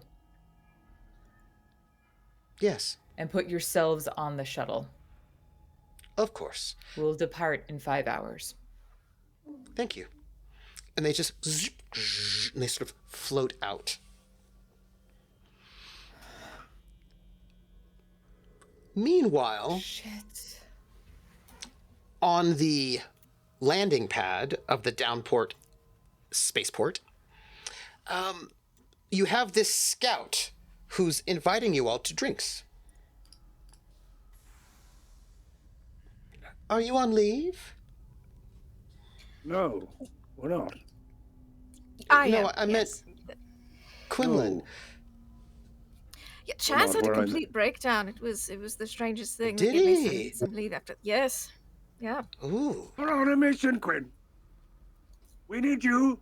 Yes. Over here, please. Thank you. Who are these jokers anyway? I wanted to do some exploring. Just gonna go over to the captain and the admiral. I think you wouldn't have to go far. I think as this was happening, the Harlock just like drifted closer and closer. And I imagine Quint, when turning around, Harlock is right. And Quint has the look like as soon as like out of the eye shot of our lovely scout. Oh it's no, just there's no like you're just on a big open flat field. Yeah, She's but just like right I there. turned to see the Harlock, yeah, so yeah. I'm out as Yeah. soon as I'm out of like my face is not in their sight. It's just like a look of course I had to run into this person. Like just As soon as they turn to the Harlock is like, yes, who are these jokers? Quinlan. the people I have of course temporarily working with. Such a busybody, you know. Hate being on leave for too long. Side work. And like 2 other scouts walk up. They're like, Stevie, what's going on? We've been waiting for you. And she's like, oh, this is Quinn Vance, a fellow scout. And they're like, oh. And they sort of like nod. Like, and I'll just be like look over like offhanded, like, oh, so when was the last report ship came in, or the whatever the people who would come to pick up the info from the people who are on those long haul missions. Probably nobody much. She's probably just gonna be there. They're gonna be there by themselves for a long time. Okay, last correspondence ship then. She's like, oh, Some reports get sent out, I know. yeah, this is like a 5-year mission. And she's like, oh, we've just been working on not much. And one of them's like, hey, we were able to locate another one of the TkTk enclaves. She's like, oh, that's good. Mark on the map. And she smiles. So, drinks? No, thank you, Quinlan. Is that what they're calling? We may be a little busy. Let's. I am uncertain of how to get into the other part of this ship that we have back here, and I know that we are doing a very good job at hiding the entrance. How do we get in the stealth ship? Yes. It's just about right at just that a time moment. that you would all hear coming from inside the ship the following. Fuck! Fuck! Fuck! Fuck! Fuck! And Val comes out down the ramp and he's looking at the gambler and he's just, fuck! Oh, fuck, fuck. And he's just scanning every inch of it and he sees the damage and he's like, aha. Fuck. Mm-hmm. And you guys, anybody else see that? No. Did you feel it? Yes. I felt Everyone but saw it's it. Not, it's... And I'll turn and look like this might not be the best time. Later though. Later. Okay, Fuck. we're staying at the There's old one bar tavern. in town. Yeah, Yeah. we'll catch you. Later. Anyway, it's Tank? Terrica's going to kill you. I have an idea. I'll fix it. I'll be back. And I disappear. okay. It was really Into good to the see you, gambler. Quinlan. Look, Great. Yeah. Later. got stories, and she like and her Can't wait to hear them. two scouts like some for head you back as well. toward the bar. Oh, Yep. good. Oh, that guy Chaz. It's like Chaz, and you can hear them like beginning to talk about Chaz as they start heading off towards the bar. And I'll just turn around and be like, and as soon as they're out of earshot, they are like on year 2 of a 5-year scout mission here to survey this planet. Halfway Did through. not know this was the planet they were supposed to be serving. I just knew it was in the middle of nowhere. Turns out it's No. here. Great. That could be serendipitous, however. They found some of the areas where these creatures gather. Seems to be. It- Well, Mapping if- the whole thing. Very detailed survey. well, whilst I would likely not want to read that entire thing, it seems that we knew to come here because Severance did see some of these beings in... Ticks. Yes. So if we could manage to find where they... She's going to kill you or they're going to kill you regardless. You can do that all you want. They don't know what's happened. I was debating on taking them out first. But of course, less publicly speaking, of course. As you're all talking, the engine turns on. Not the engine turns on, but the landing lights turn on. The ship powers up for a Okay. moment, and then right before your eyes, the damage is gone. And then I make my way down the landing ramp. The holographic hull. There you go. Severance, Fixed it. Yes. you hear in your mind a shout from Terrica, shouting out your name as if in great distress.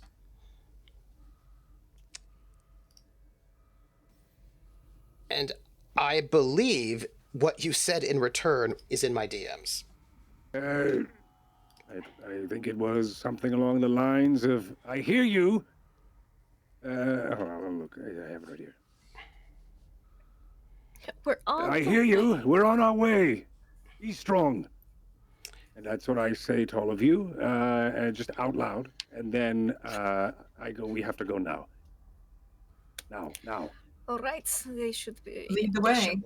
Yep. But I let's don't know go. how to get into the other part of the ship." Okay, but By we can gesturing to the fake hull of where I will Yeah. lead onto the stealth ship. the stealth ship would be. You detach and leave, I assume, on the stealth ship. Yes. Do you all go?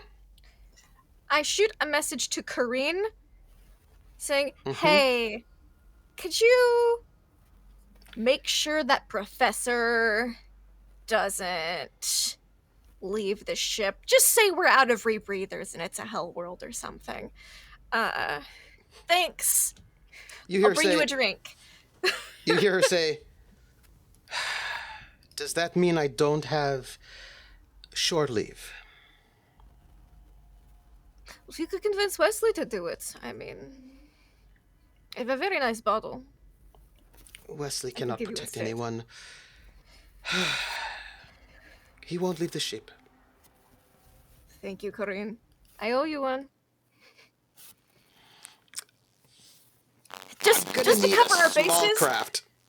because the last thing we need is for him to go whoop doop doop doop around. I heard there were tick-ticks while we're like not here. So that's Oh, that's all. exactly what would happen. That's exactly. That's so.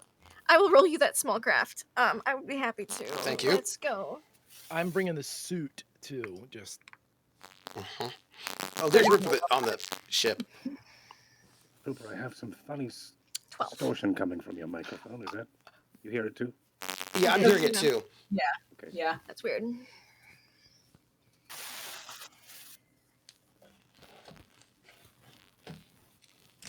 Let me check something. Please, Mm-hmm. 12. You all fly off across It's this smooth planet, heading eastward. Where to? You don't know. Just Maybe not. scanners putting someone on scanners to just hopefully pick up a sign of something that might conceal Terrica. And maybe some psionic pings? I was gonna say, when we get going, and things are moving smoothly, which I'm assuming they do without any issue whatsoever. I'm gonna roll. Let's do. I'm gonna do clairvoyance, I think. can I help with that? Any chance? This is You psionic, rolled a so bunch of no. buttons, can't you? All right, here we go. That is a 6.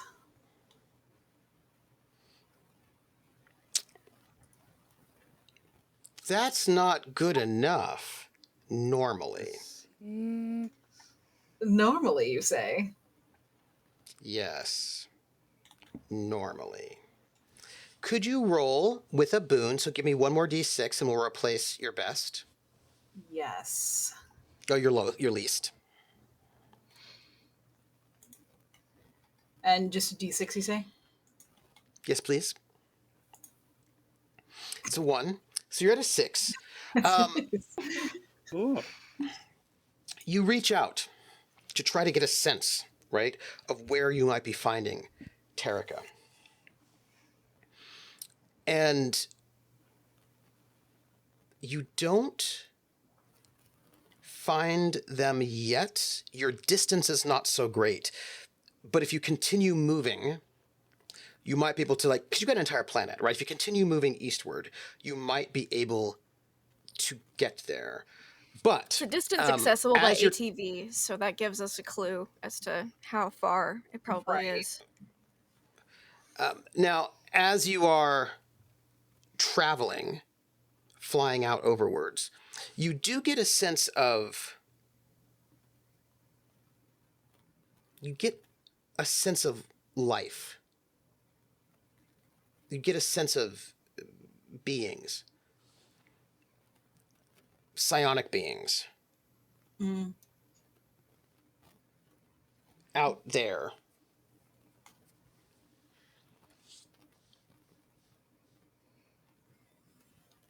Would I be able to tell that they're similar? You I mean, you to you like a get this. grouping? Oh, it's like maybe a village, like a town, a city, like a city of psionic beings of some sort, an entire city of them. Yeah, I think at that point, and that's further in the direction that we're heading. Mm-hmm. Yeah, I think the Harlock would, because Quint's driving. Yes. Yeah. Yes. Yeah, to Quint, I think the Harlock would be over there. Take us over in that direction, Sure.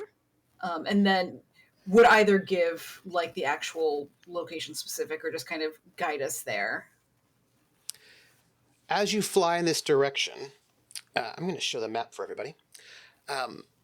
You start off here, and as you're flying eastward, well, you're flying, pardon me, westward. Here, right, is a TkTk community, but as you fly over it, you cannot see anything.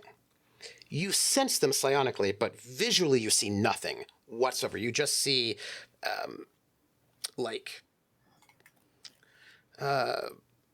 scrub, some mounds, some hills. Visually, there's no signs of there being, trees, any sort of a community. But psionically, you're like, no, there is a village here. It's like a termite There are mound, beings or who live here. like a wasp nest in a roof where it doesn't look any different, but the heat is exponentially. Exactly. Yeah.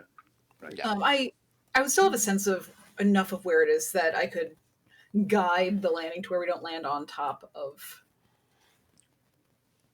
a Them. pile of children or something like that. I will note, as you're flying, generally speaking, this place is pretty empty. There's just a lot of just empty spaces, a lot of places for people to hide, canyons, hills, ravines. This is the kind of place that you could probably just have your pirate base if you wanted to, smuggle things if you wanted to, be a group of psionic people who don't like to be seen by people because they get kidnapped and murdered. You know what I mean? Like, if you wanted, by others, maybe you want to not be caught by Severance to be murdered. Anyway, so you can guide yourself to a landing spot without problem. Yeah. And Quint will land wherever the Harlock says to. Just put down the scout ship. And then, assuming that this is where flying Terrica's for like at, a couple hours.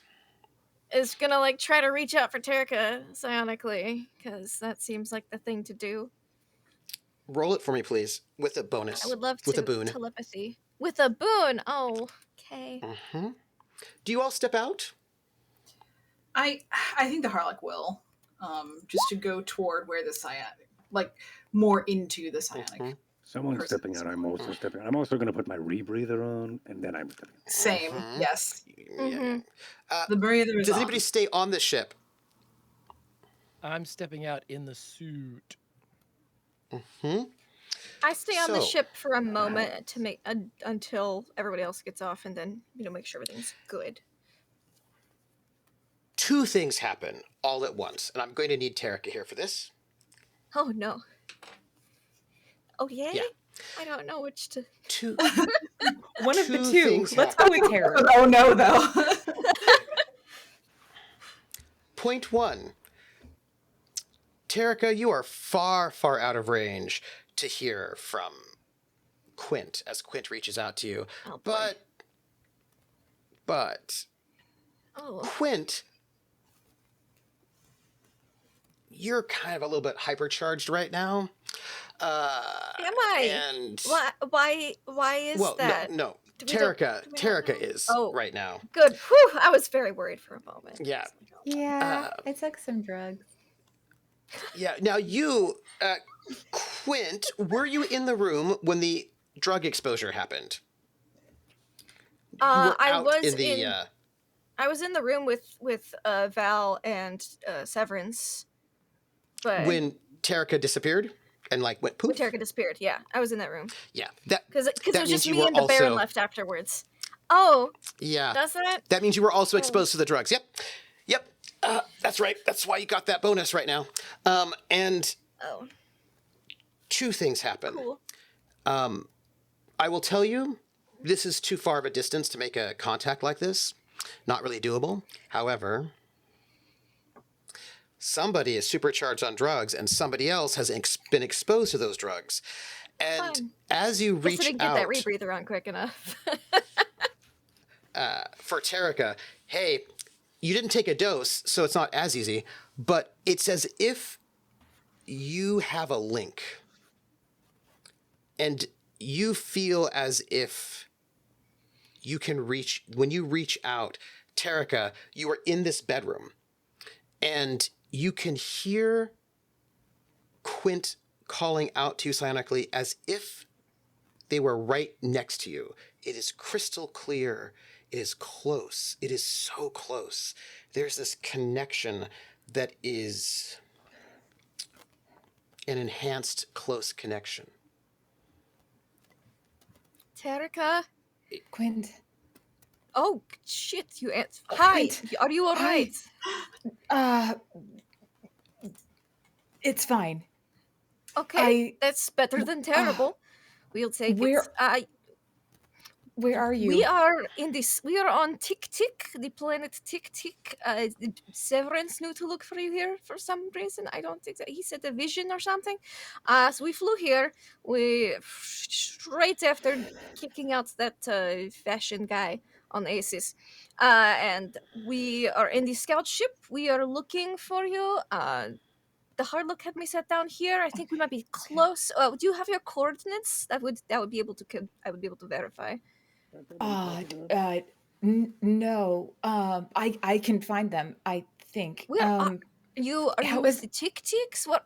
Where are you? Meanwhile, on the outside, our three have walked off the ship. And as this conversation is like, where are you? Are you with the TkTks? As you three walk out the ship, you can see all camouflaged some of these creatures who, to remind my lovely crew what they look like, let me get you all here. TkTks. Hello, little TkTks. This is what they look like. Nice, better art there. So they pop their heads out to see who's there. They clearly have it looks like they've got like a hive, like a very sort of camouflaged village, and they've got small little tools, and they poke their heads out, eyes sort of bright and interested to see who's there. They don't seem armed they've got claws, but they don't seem particularly armed or dangerous. They seem a little bit fragile. And they look to see, oh, what's happening? And I need to make a roll. Great. And you hear, because all of you are psionic, you hear, tick, tick, tick, tick, tick, tick. Hello? Hello? Hello? Hello? And their mouths don't move, but they're all looking to see who it is, and then they see Severance. And then you can start hearing them scream. And they say, it's number 2. And you just hear screaming and panic, and all of them start scattering in the most intense fear you've ever seen. They start running for their lives as if they've seen death himself coming. Does that cut into my psionic call too?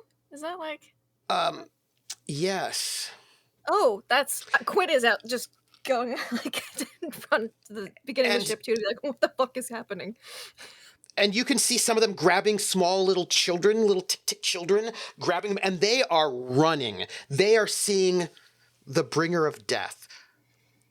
And you can hear one of them say, all of you, except for Terrica, is a little bit too distant, he will drink us.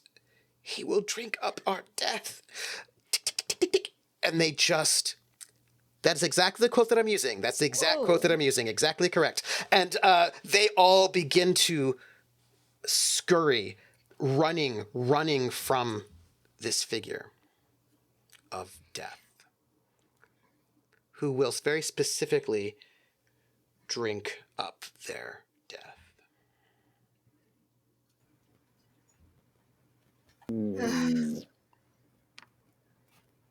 I don't get the sense that, and I think the Hog is going to ignore this, but to Severance, I don't think that Terrica is here.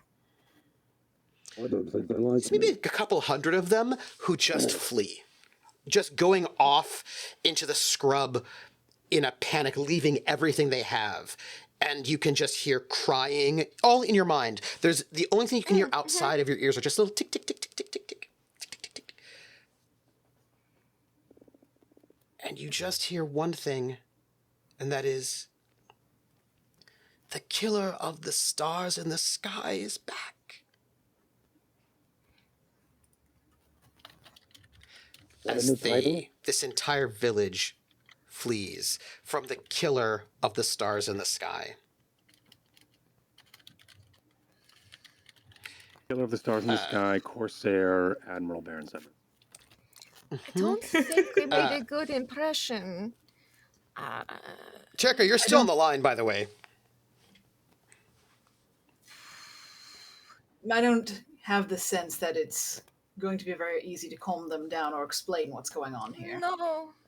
Also, do they look familiar? Just out of curiosity. Yes. GM? Yes? Cool. Yes. Different. These ones that you're looking at seem like baby ones of the ones that you met. These ones seem Thank you. less Nice. but like less evolved. Okay. Cool. Little. The ones that you met were gray, so these are a different color. These seem to be adapted for this environment. The ones you saw were like 6 foot tall, very functioning wings. Okay. Thank you. Bigger, Had to bigger know. wings. These seem like if they grew up one day, they would be the ones that you met. Okay. Cool. Cool. Terrica, we didn't find you yet. We met some TkTks. They don't like Severance. They called him the drinker of death and the killer of the stars and the sky. I think That tracks. okay. Yeah. I'm sure. Yeah. Do you have any landmarks where you're at? Oh, everyone, I have Terrica on the line. Just How am I say hi? Okay, so you say that out loud that you. I do say that one out loud. Yeah. Yeah, he wants to.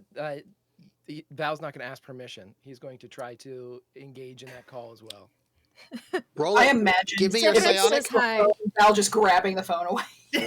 Yes. Yeah, The it's equivalent, the basically psychic what it is. equivalent of picking up the other line. Anyone in the who would house. like to try to psionically connect with Terrica, roll me your telepathy with a boon. Woo.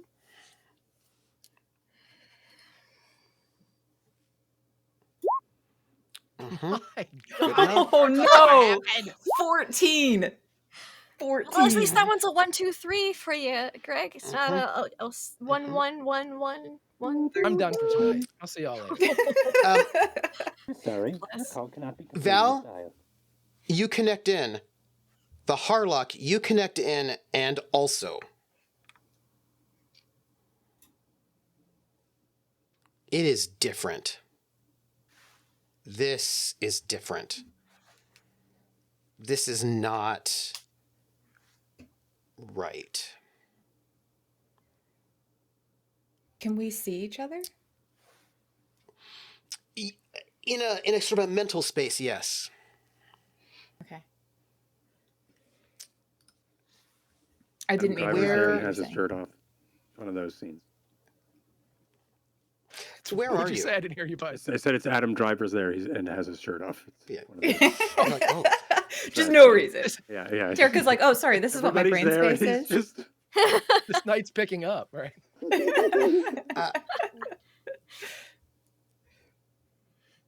Severance, Uh-huh. you didn't roll. I know. Anyway, you find yourself in the brain space without your permission. I felt like he didn't need to. Oh, yeah, you don't, but you're there now. Right, perfect. Terrica, what does the brain space look like? Oh. Right. This could be a new brain space. Okay, so so the previous brain space was like standing above Drinax, you were on top of the star, you had 1 foot on the planet, 1 foot in the stars, and you were still like, and this is also still in the space of stars. But it's not above any singular star. It's almost as if you're like looking at the stars, and they're in a picture frame that's around you, like you're standing in a space and you can see all of the stars and you could jump toward any of them, but you're not in actual space. So the floor is inky black, and above you is just like the dome of stars, but you're in another space. A virtual reality level. Very, yeah. I think that when Hey, the Terrica Harlock. sees everybody, oh yeah, I just need to say the Harlock. Do you remember? There was a time a while ago, something happened. Severance did a uno reverso with Mary Moore, swapped bodies, and I you had to, vaguely remember something about that. Yes. yeah. And when it first happened, Severance looked weird inside the brain space. It was strange. Like flowers grafted together, like when you graft roses. It was something Mm-hmm. I'm hearing this is not off. the first time I've seen something like this. This is not the first time you've seen something like this. It's off. It's that same off from when Severance moved into Mary Moore's body. Same off. But also, do you remember when you were being attacked by some creepy psionic drug? Do you remember that moment? Do yes. Do you remember what it smelled like? Yes. Psionically. Yes. That smell is all over Terrica. They stink. It's not affecting you, right? You're not being hit. You're not being impacted by this. Like, you're not being attacked by it. But that smell of this. If you can imagine, I'm going to give you a metaphor for a moment. Imagine that psionics smell like the earth or plants. Terrica smells like plastic flowers that are burning somehow. Like, it's like astroturf, but it's a very strong smell. And the kind of strength that is coming out of Terrica right now is unnatural. When you roll for your psionic strength, you're looking at a 2 to a 12, and like 12 is really impressive.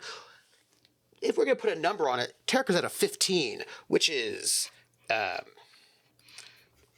it's all artificial, and it all smells like, metaphorically, psionic plastic, and it is strong, and it's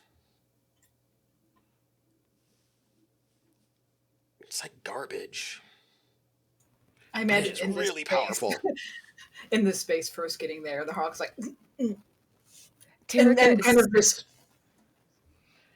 as soon as Terrica sees the Harlock, they like back as far away as they can. And they're just like, they're like, I'm so sorry. Are you okay? I'm so sorry. Are you okay? I'm so sorry. Are you okay? It's not affecting me. It offends. Fair. Okay. Good. But you're okay. Mal looks disapproving. Severance? Mm-hmm. Do you say anything before I do something? I think he's more looking worried and trying to. I think he doesn't say anything, as he is probably trying to study this space and trying to figure out where the location of this space is, trying to find hints. That makes sense. But no one says Everyone? anything.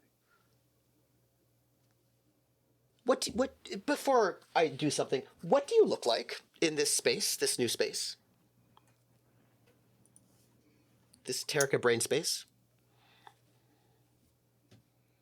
So, like, what's our Severance. psionic self projection? Yes.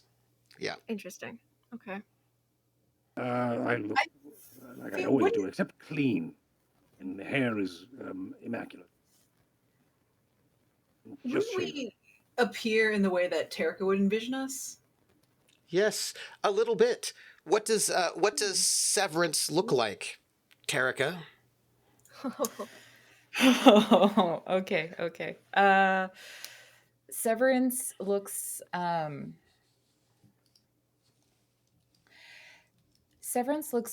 more like, so there's Marrymore, right? And there's the way that he holds himself and the way that he walks. And I imagine that he's fairly clean cut, um, and put together, and he just like owns the space because he's like, I am who I am. And the way that Terrica is seeing, or the way that Severance looks in this space, is more like down to earth, been sitting on the couch, like not dirty by any means, but just like a person who is in a relaxed state, the exact opposite from like the official, Marrymore, stick up the rear, I am everything kind of person, right? Like he looks like the kind of person you'd sit down next to on a couch and cuddle and like watch TV. That's nice. But he also has a bloody knife on his hip. A long bloody knife. And he winks out of existence. He's no longer in the mind space. Terrica will reach to grab for where he was.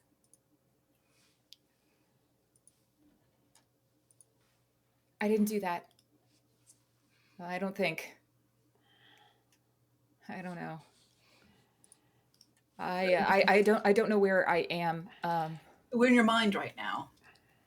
In your head. No, that part I know.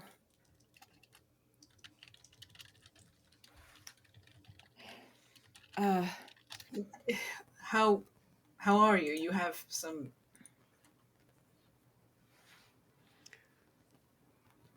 What does the Harlock look like? Yeah, that.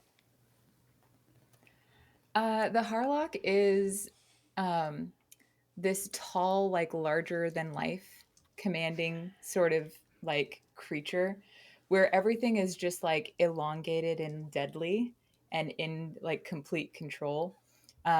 There's a lot of like black, and there's this long black like cloak that's like descending off of her shoulders in a like very not wedding, what's the coronation sort of like consistency of the robe.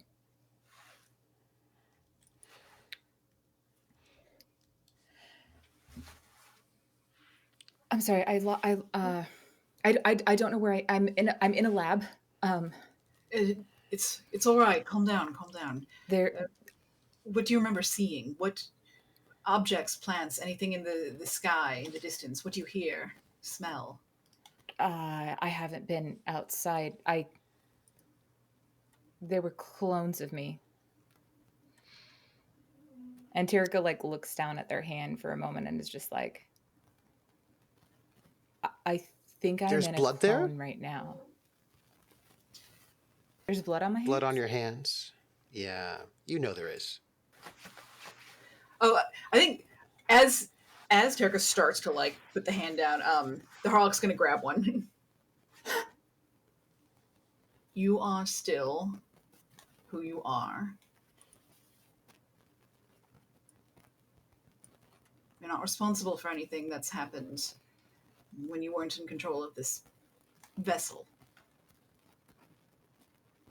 Yeah, okay.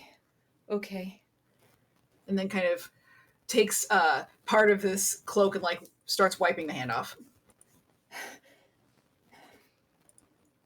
Even if you've not been outside, it can still be helpful. What do you see? What do you hear? What do you smell? There's a piece of viridian here.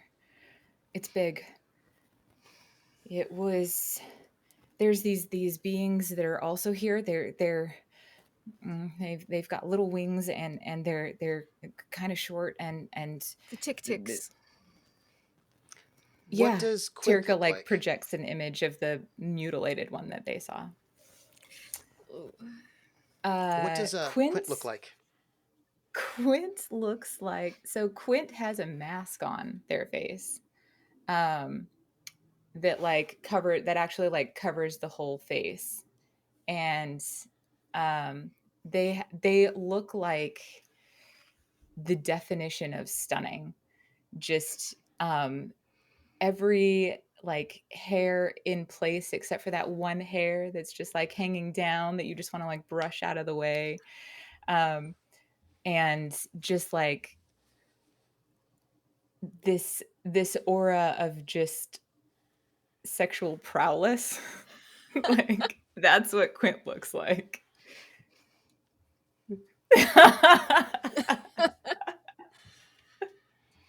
Like what is Perfect. I forget the name of the character right now.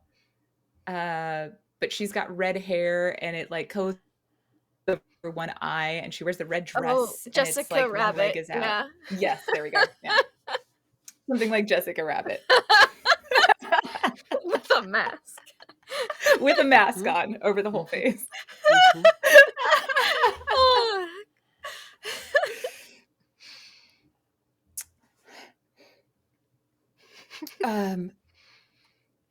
He was using them. Mary Moore was using them. Mary Moore's number 2. There's a lot more, like over 225. But I have a ship, and I'm waiting to get the rest of the information off of the computer, and then I'm gonna get on the ship, and I can fly to wherever you are. After I burn the lab, that's important. I'm gonna burn it, but I'll have the Don't do that. information. What? What? As Val says, don't do that. What does Val look like?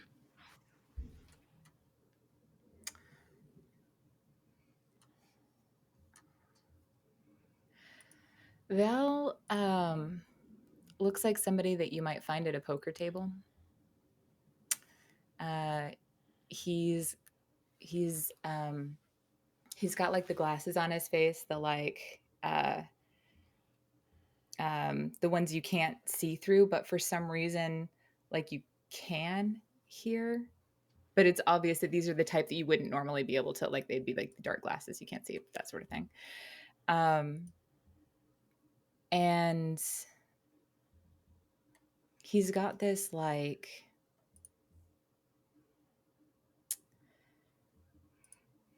the kind of person that like you could do a trust fall with and absolutely know that they would catch you. And there's just like that, like he looks like someone who's just like very safe and secure and comfortable, but it's in like that jugged sort of like hot guy sitting at a poker table way, where it's like a like real clean jawline and the little like hint of muscles as they like go to like lay their cards down, like that kind of look.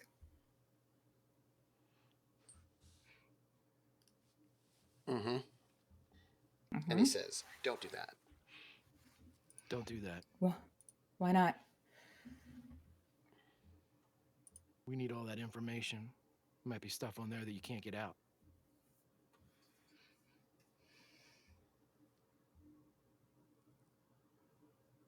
Okay, Sue and I so can then I get it. find out where it is and you come scrape it, but I'm scraping it now.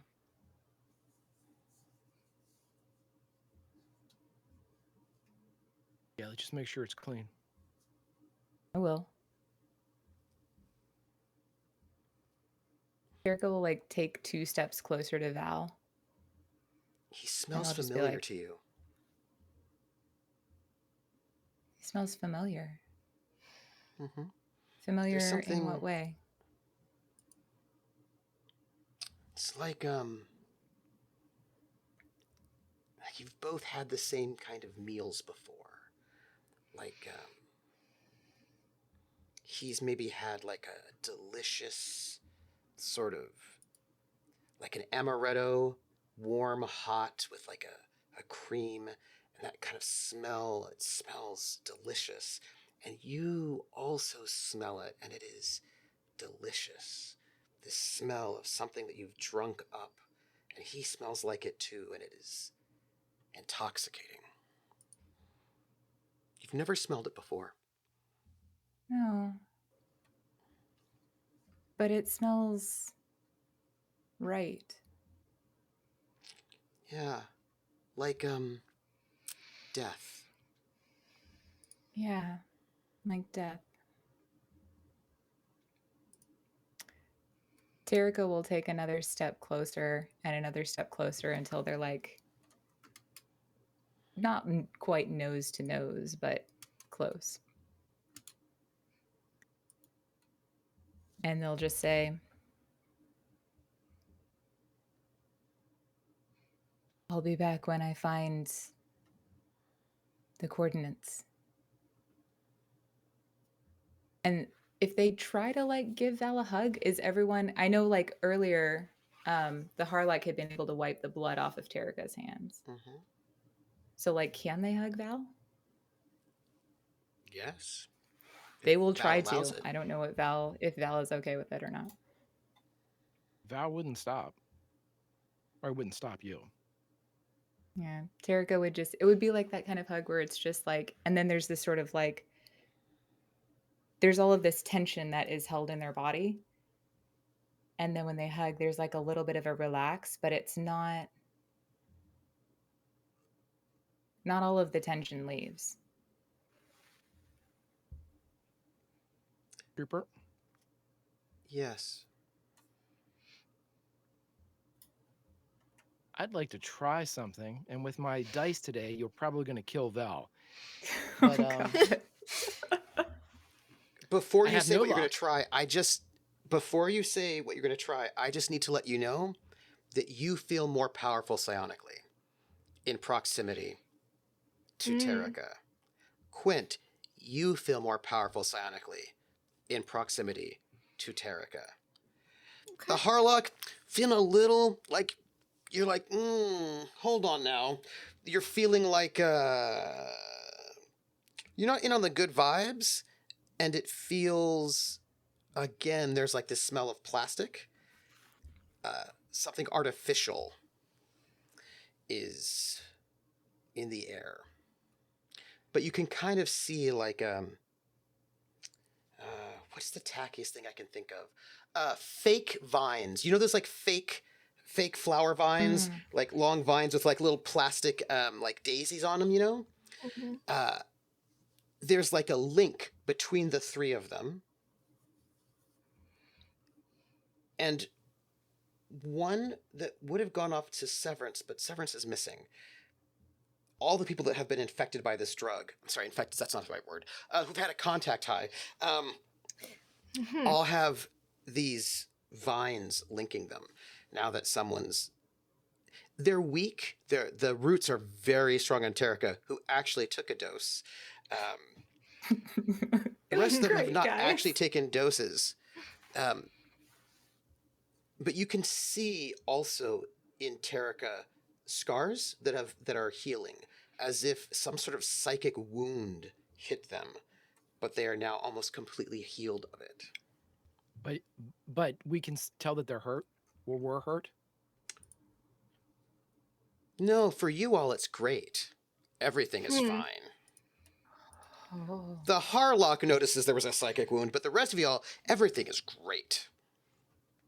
But physically, like Harlock mentioned, the nose bleeding. So Yeah, and it's just like a bit of a bleeding that just continues. There's like a little bit of a lingering effect of something. well, then Dramatic. Trooper, here we go. Everybody, let's see if Val lives. Oh God. Here we He's go. going to say two things. In the real world, if I'm assuming I can still speak in the real world like we usually do when we kind of, don't really leave the psychic space, but you can like project outwards with your physical voice. Yeah. He is going to say, Sue, make sure the suit gets back to the gambler. Listen to Wesley. And then he's going to say to Terrica, All right. I'm not letting you do this alone. And I am going to try to teleport. Jeez. Okay. Can Terrica help? To Terrica. Can Terrica help? To Terrica.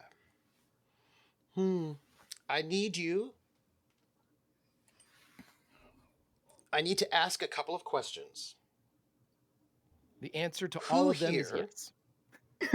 Who here has the actual ability, the psionic ability to teleport? I know that Severance does. I do, I actually. tried real hard for it, but I didn't get it. You didn't get it? The Harlock, you don't get to help because you're not hyped up on artificial creepy drugs. I don't want to help with this fiasco anyway. Y'all on your own. So does any of the four True actually have love. the ability to psionically teleport? Terrica does. You do. Since someone in this hyped up, really weirdly connected artificial Solomani drug trip has that ability, yes. Yes, you may absolutely try to roll teleport, Val. It's not an ability you normally have, but at the moment you have access to it.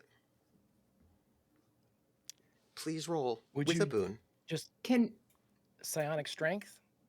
Is that what I should Yes, be rolling? please. Or And Terrica, what is your teleport skill? it's just a skill level 0. I haven't done anything with with those skills. Skill level 0.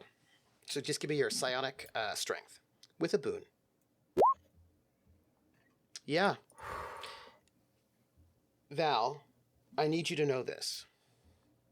You do not have this ability. But at the moment, you have a sense of Terrica and all of their psionic self, and also Quint and their psionic self, and also Severance, but it's cut off. You lost it. There's a way in which all four of you, but now only three of you, because the fourth is somehow lost, were all amplifying each other and connected. The connection could be stronger if you had taken those drugs. You know it. But Terrica's anchoring enough for all of you. And you, as let's say a combat unit, all psionically connected, amplified, may access, and you are able to slip through time and space to be there.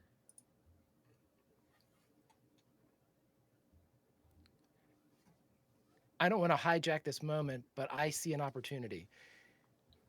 Do it. Is Val aware that they're moving through time and space? Yes. It's weird. It's I'm weird sure. because your body gets hot. Like there's this heat because time is space and space is time. And teleportation is about manipulating those things so that you can move through time. You can move through space by moving through time, and it is hot. Like your body heats up. It is instantaneous outside, but to you there's a journey, and it is hot. Like it's like matter is switching forms, and you can feel like wind, like a hot desert wind off of the planes on your body as you slip through space and time, which is the same thing. Then as Val is rushing towards Terrica, I'm assuming, if this is working correctly, he's going to keep his mind focused, knowing that this could be real bad if he does anything differently. He's smart enough to know this. He keeps his mind focused on Terrica, but something as unconscious as like throwing a baseball, where you can just sit there and throw a baseball and you don't even have to think about it, He throws a bit of information to his father. Oh, snap. What do you send? And when? Finn, When in time do you send it? 1 month ago. Hmm. Finn Sutter is the White Rabbit.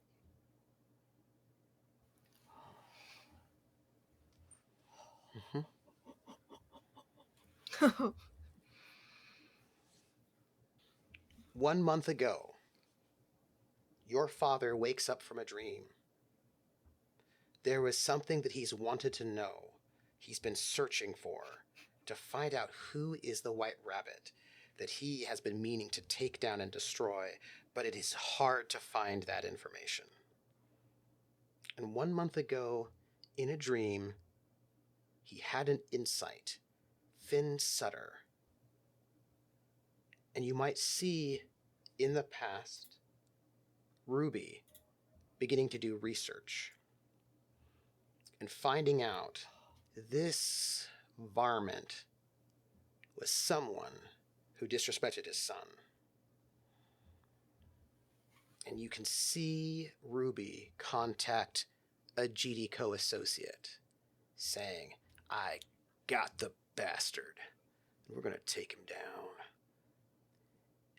And a campaign against the free fields to find Finn Sutter begins. And sometime in the future, there'll be news reports about it.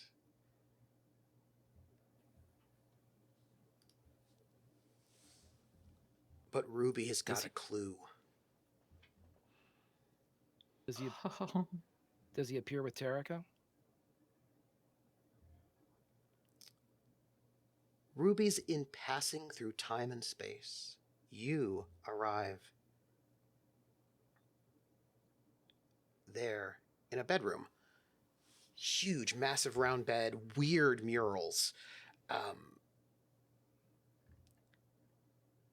Round. Underground. And there's Terrica. Blood. Don't mind the murals. You okay? Are you Val? Are you okay? And Terrica will like grab him by like the arms, like Val. And he will, if they will allow it, he is going to continue the psychic hug physically. Yeah, they definitely would. I'm never letting you go again. Okay. Oh, and then Terrica like will just lean their head on his shoulder, and they're not gonna actually cry, but they are just gonna start shaking. So will Val. And they're gonna like keep their Val. arms like just wrapped around him, like not letting go. Val. Harlock. Sorry, the Harlock. Quint. Terrica.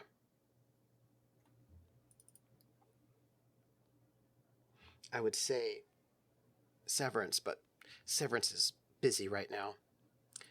Uh-oh. Something happens.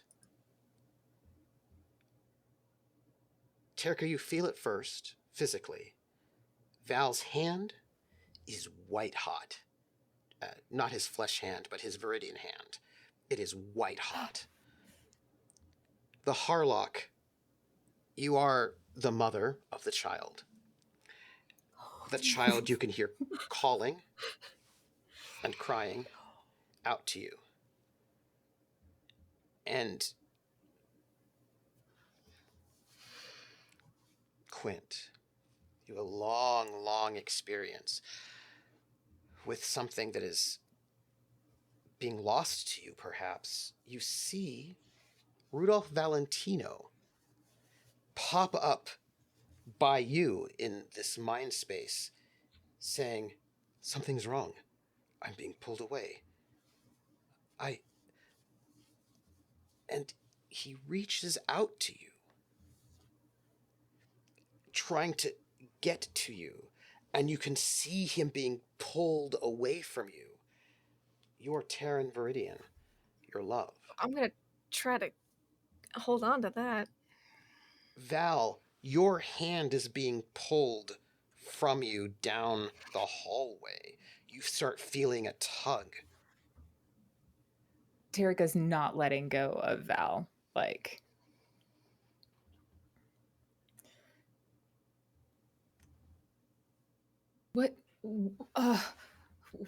what's going on? the Harlock, you see in your mind's eye a hand ripped in half, pieces far away, and the pieces start trying to come together. One half of a hand, another half of the hand, trying to reach each other. Trying so hard to knit themselves back together. They're so close. So close. Less alone.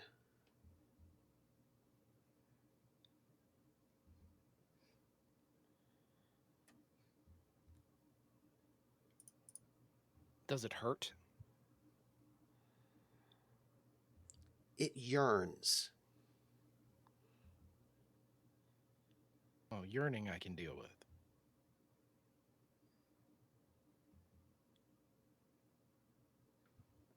How do I calm it? Let me ask you a question. And I think we might need to have rolls from everybody all around depending on what it is you do. Do you deny the call to stay here? Will accepting the call take Val away from Terrica? Yes. He denies it. Terrica.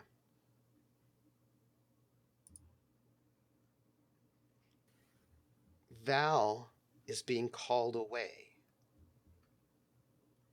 to you. If Val He's being called leaves, to me? he's with you right now, but he's being called away to you.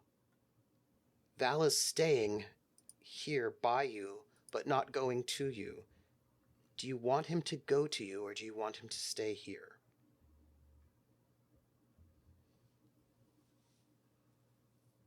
Your brooch I don't- pulses.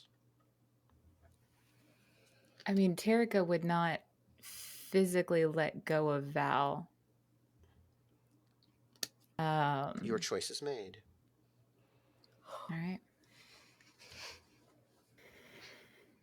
Quint.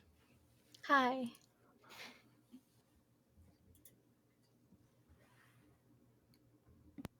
Rudolph I think he said something. Valentino Okay. is being pulled away from you. But It's very sad. you can see Val. Val is trying to keep Rudolph Valentino with you.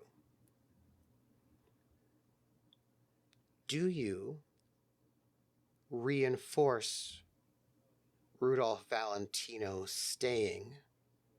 Do you support Val in remaining where he is? Well, obviously, I support the Terran Viridian, aka Rudolph Valentino. I see. That's Quint's number one goal at this moment in time. And so it is done. The Harlock gets to answer a question, but first I want everybody else to roll. I need you all to roll psionic strength. Oh, this is so messy. Val last. Val rolls Just last. regular? Normal? Val is going to be making the final roll. This is a task difficulty chain.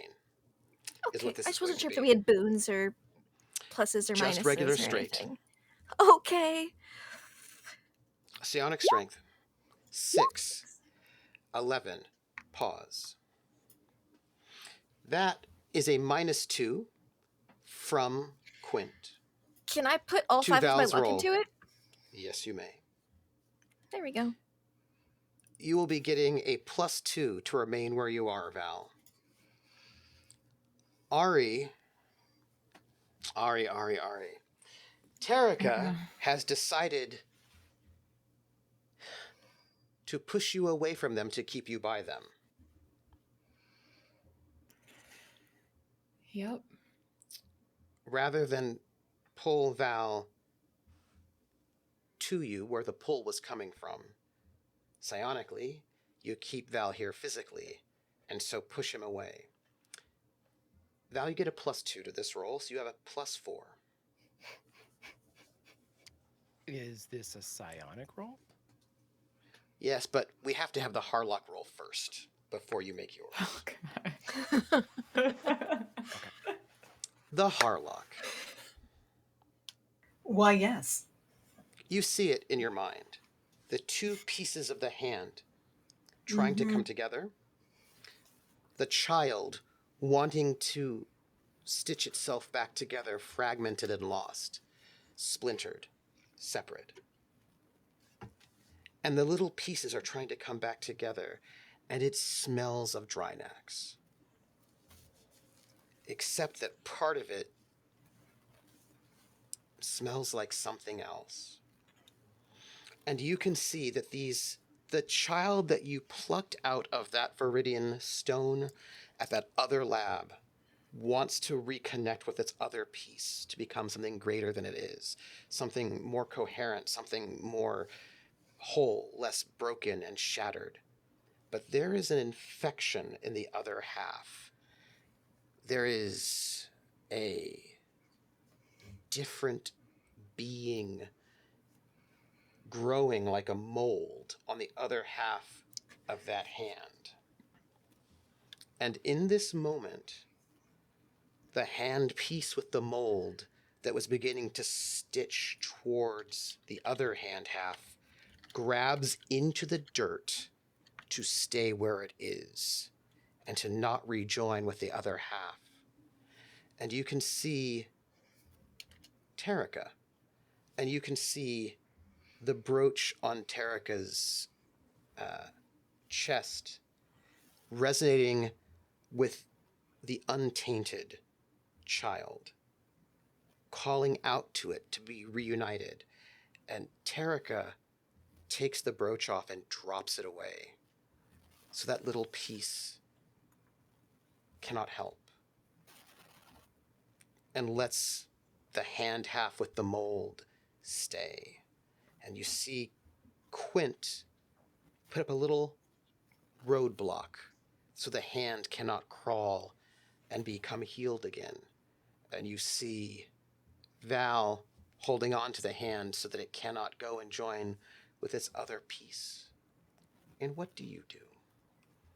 The child is crying, wishing to be stitched back together, and no one is letting it. I think the Harlock would kind of utter, "It's not ours to hold on to," and then start like, and you'd see like this whatever tall elongated version that Terrica envisioned, like start to channel, like it's a Marvel moment. The eyes go white, like all like this stuff starts flowing through and starts like reaches out, and this energy like flows out and starts grabbing like these pieces and start like try and wrenching them closer to the other piece. I'm gonna need you to make a psionic strength roll. You can use I your would love Zodani to. talent. For which And talent? Sorry. Your Zodani talent you can use. I can. Yes, you can. And you get a boon Yay. because you are the mother. All right. Here we go. That's a 13. Okay. And because we are where we are in the evening, I'm going to put this is it. 4 luck in it. Okay. Val, I need you to make a roll. I need you to make a psionic strength roll. You would have had a +4, but it is only a +1. I need you to make a roll to stay. Before I make this roll, I will ask one question. Is he Yes. aware of everybody's stance in this fight? Since we're all linked. Yes. Yes. Although the Harlock actually no, because the Harlock is not linked to you in the same way. The Harlock is there, but the Harlock is But aren't Unclear. Val and the Harlock linked in a Oh, different no. way? That's They what I'm are asking. linked. So yes, absolutely, because you are permanently linked with you two. Absolutely. Yeah, Yes. so I think Val would hear when Harlock says it's not Yes. ours to keep. So Okay.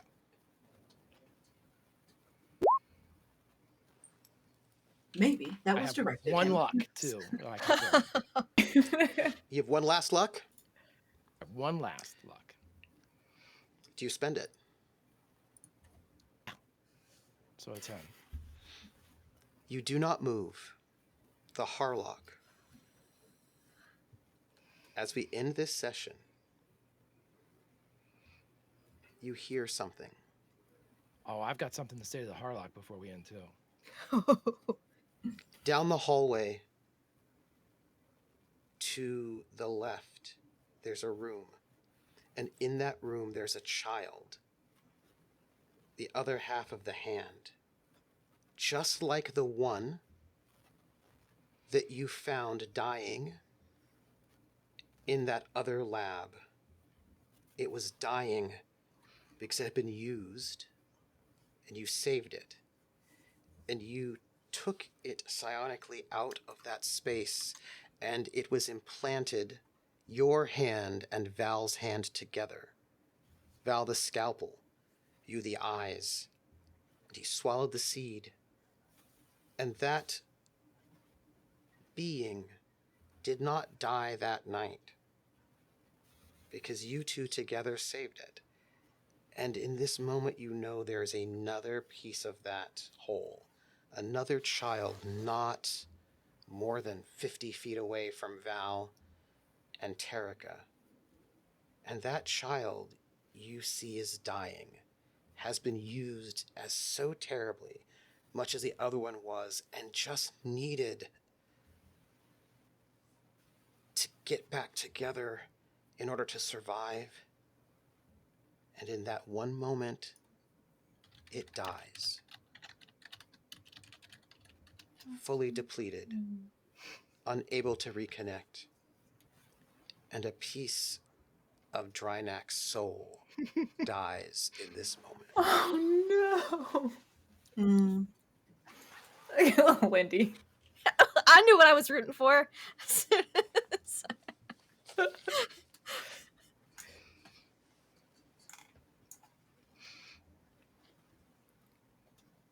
Can the Harlock hear Val? Absolutely.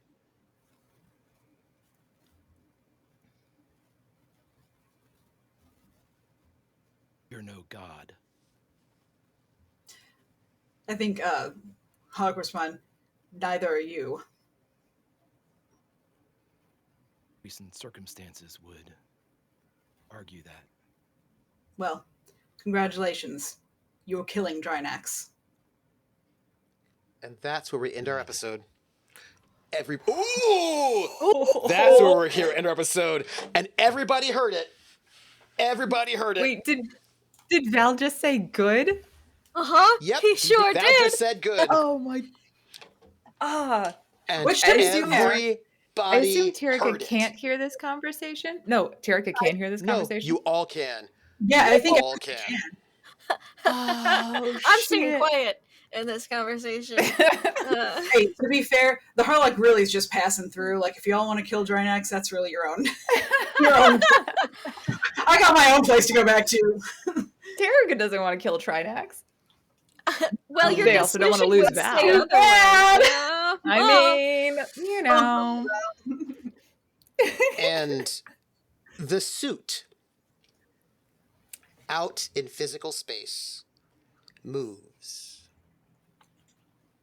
to step beside Quint to make sure Quint is okay.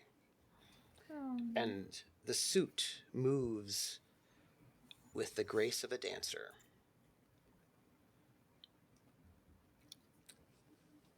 That's our episode, everybody. We're gonna What? we're gonna do our outros, everyone.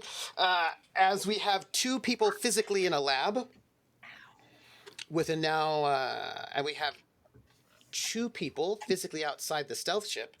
And Severance is anyway.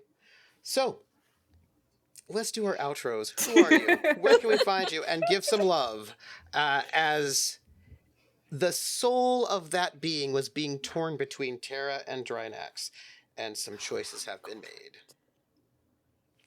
Oh my god. I thought I was going to Let's- lose that one. I'm so excited. I mean, I think like It was close. Terrica's not gonna lose Val. That is what it boiled down to, or on their side anyway. Yeah. Yeah, well, kill the planet for so many other people. I know, right? So anyway, But it's okay. It's okay. This is a really good hug. it's a really It's good such hug. a good hug, to you guys. start. It's a 10 out of 10 hug. Planet killing hug. Let's just put it that way. Let's start We've all had one. with Lindy. Lindy, Oh. who has been plotting, and apparently some of those Have plots been. are coming to fruition.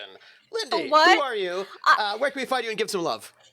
Trooper, I've never plotted a day in my life. Oh, hi, I'm LaughLoveLindy. Oh my gosh. I really thought I thought I was the only one on Terra's side, but hey, pleasant surprise for me tonight. Yeah, gosh, so much love. I was listening in to Terrica's part at the beginning beforehand, so that was very exciting. That just all the reactions of all the things in the lab and how you how you dealt with the robots. That was I really enjoyed you interacting with the robots. That was a lot of fun.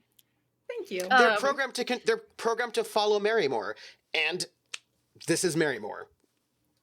It's gonna be Isn't real that exciting when Marymore actually comes back and they'll be like, "Wait, you are not number 2." Beep, boop, boop, paradox. I don't know. Whatever. It's gonna be exciting. Gosh, and then I loved the befuddlement of Severance with the actual paper and pencil, like writing down everything. It was very nostalgic for Quint. The Cirque uses a lot of physical documents. Yep. So I was like, oh, pen and paper. And he's like, ugh, pen and paper. I just loved that. The Harlock being a super badass in the psychic world, that's pretty cool. Just being like, what's up? I'm basically Storm. What's up? Oh, You know, it's so good. yeah, I loved it. It was epic. And then Val at the end, oh my gosh, Drinax is dying. Good. And I was like, so exciting. I mean, Quint's just gonna sit back here and be happy that Terran won the day, but I'm all like, ooh, what's this mean? Oh, I can't wait. I can't wait for the mess that Core gets to come back to next week with all this. You can find me online at LaughLoveLindy, Twitch, Twitter, YouTube, etc. I play and enjoy lots of tabletop RPGs. You can find me on my channel on bi-weekly Mondays and Tuesdays for D&D games, Ghost of Saltmarsh, and Critical Role's Call of the Netherdeep. On Wednesdays for 2 more weeks, we've got Mysteries at the End of the World, which Greg is in. And it cracks me up every time. I've already seen it, but it cracks me up. And then on Tuesdays, not this week, but picking back up next week, you can find me on Jay Britton's channel for Pendragon, a Dark Ages Call of Cthulhu campaign, with lots of fabulous people, and it's basically comedy Cthulhu. My face hurts from laughing every time we play. So that's in here, of course. That's me. Good old Quint. Sue looks a little more Valentino than Johnny Cash, probably to your joy. Yeah. Ari, who are you? Where can we find you and give some love?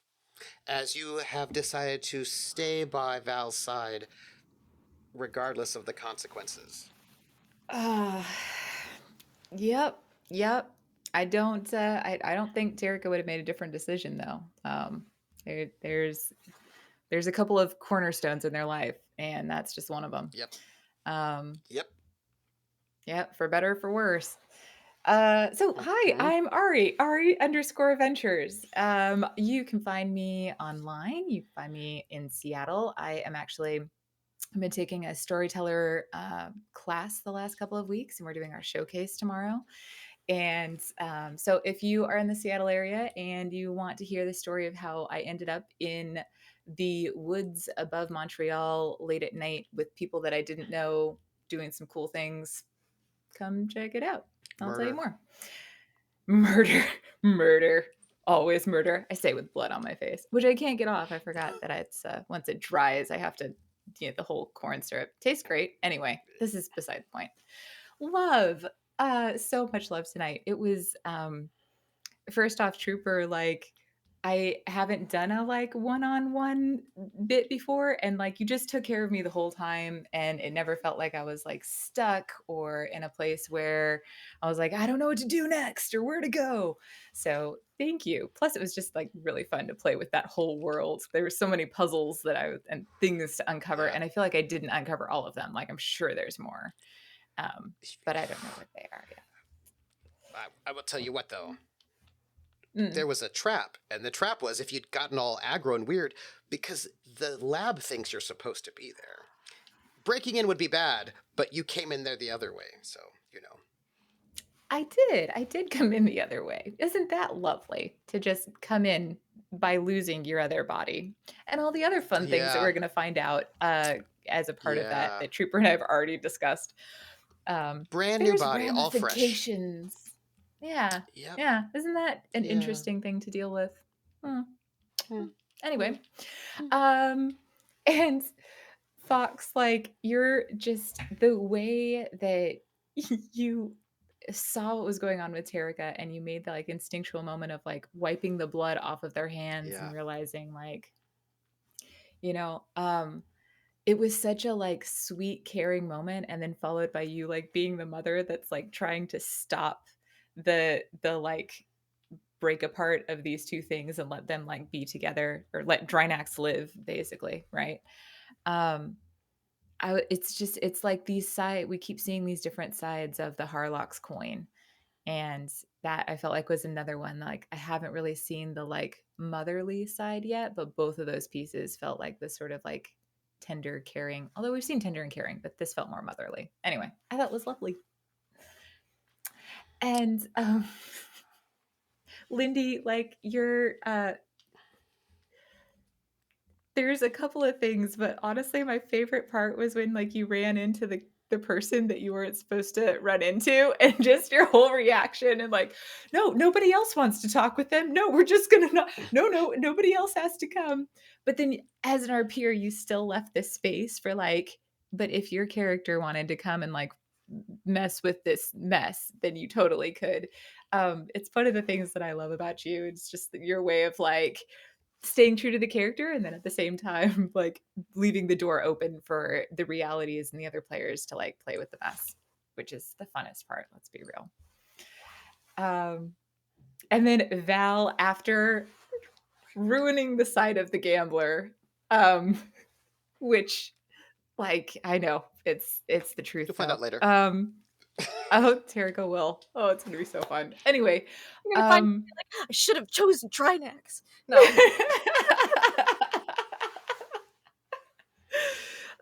But then like the decision to then knowing you don't have any luck and just staying true to the character and going like, I'm gonna teleport over to Terrica. I was like, that's such a strong, seasoned RPer decision to make, right? Because anybody else would have been like, okay, Terrica's gonna get us the coordinates, so I don't have to be there right now, right? We'll get there eventually.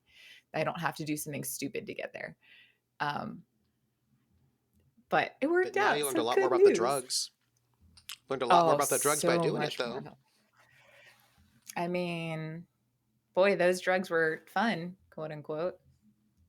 I'm really glad that I was You in the should keep pod when taking I them. took those drugs. That's all I have to say. You should keep taking them. You should all take them. Not the Harlock. Harlock should definitely not take them. But the rest of you definitely take them. Don't worry about it. Anyway, it's always such a delight to play with you, man. Like that seasoned RPer stuff, freaking perfection. By the way, just so you know, you will no longer be able to channel energy from your brooch into that Valridian. Oh no. Because it doesn't exist anymore? Because it's now Terran? Oh no. Well, it's a bit more like that. You were channeling some Drinaxian. You were channeling your energy through Drinaxian Verdian to other Drinaxian Verdian, and now that's not really. Where? Just not strong enough. Other things are happening. So, Greg, happy birthday, my friend. No, you have to go last. So, Rocket, who are you? Where can we find you? And give some love. That's okay. I can be Greg. Hey everyone, it's me. Hey everyone, it's me, Greg. Hello everyone. It is I, Rocket Fox. You can find me in.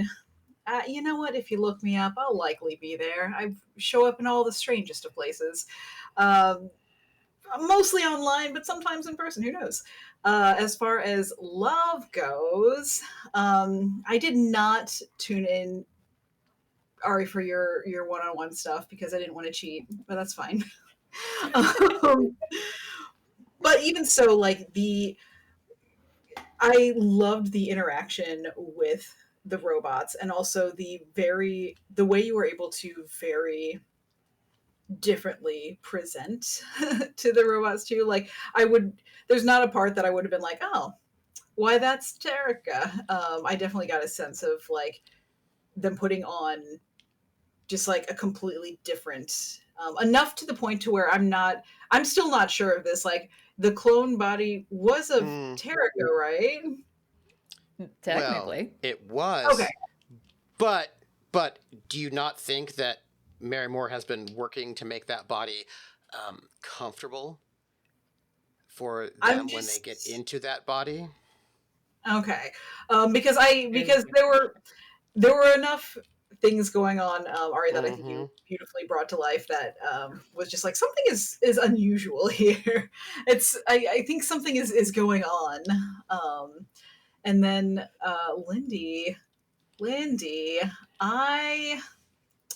listen, the whole thing, whenever this push and pull happened and didn't work out, the unbridled joy that that crossed your face whenever we heard the words "the baby died." It's just something really special. Well, you know, and I feel like a lot of times it's very easy to be like, oh no, that seems like something I should feel a certain way about because it's a baby planet. But I felt not a certain you. way.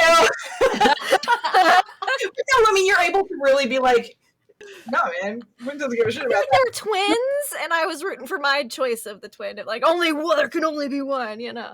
You know, and that one. I think that's beautiful. Yeah, no, Greg, you always coming up with these one-liners, and not in a bad way, you know, like in a way that's just like, man, was this scripted this entire time and I was not aware? Like it's always the just like perfect thing at just the perfect moment. And it's a little bit exhausting because then I'm like, oh no, how am I gonna do that? And I have to put like really a lot of fortitude and energy.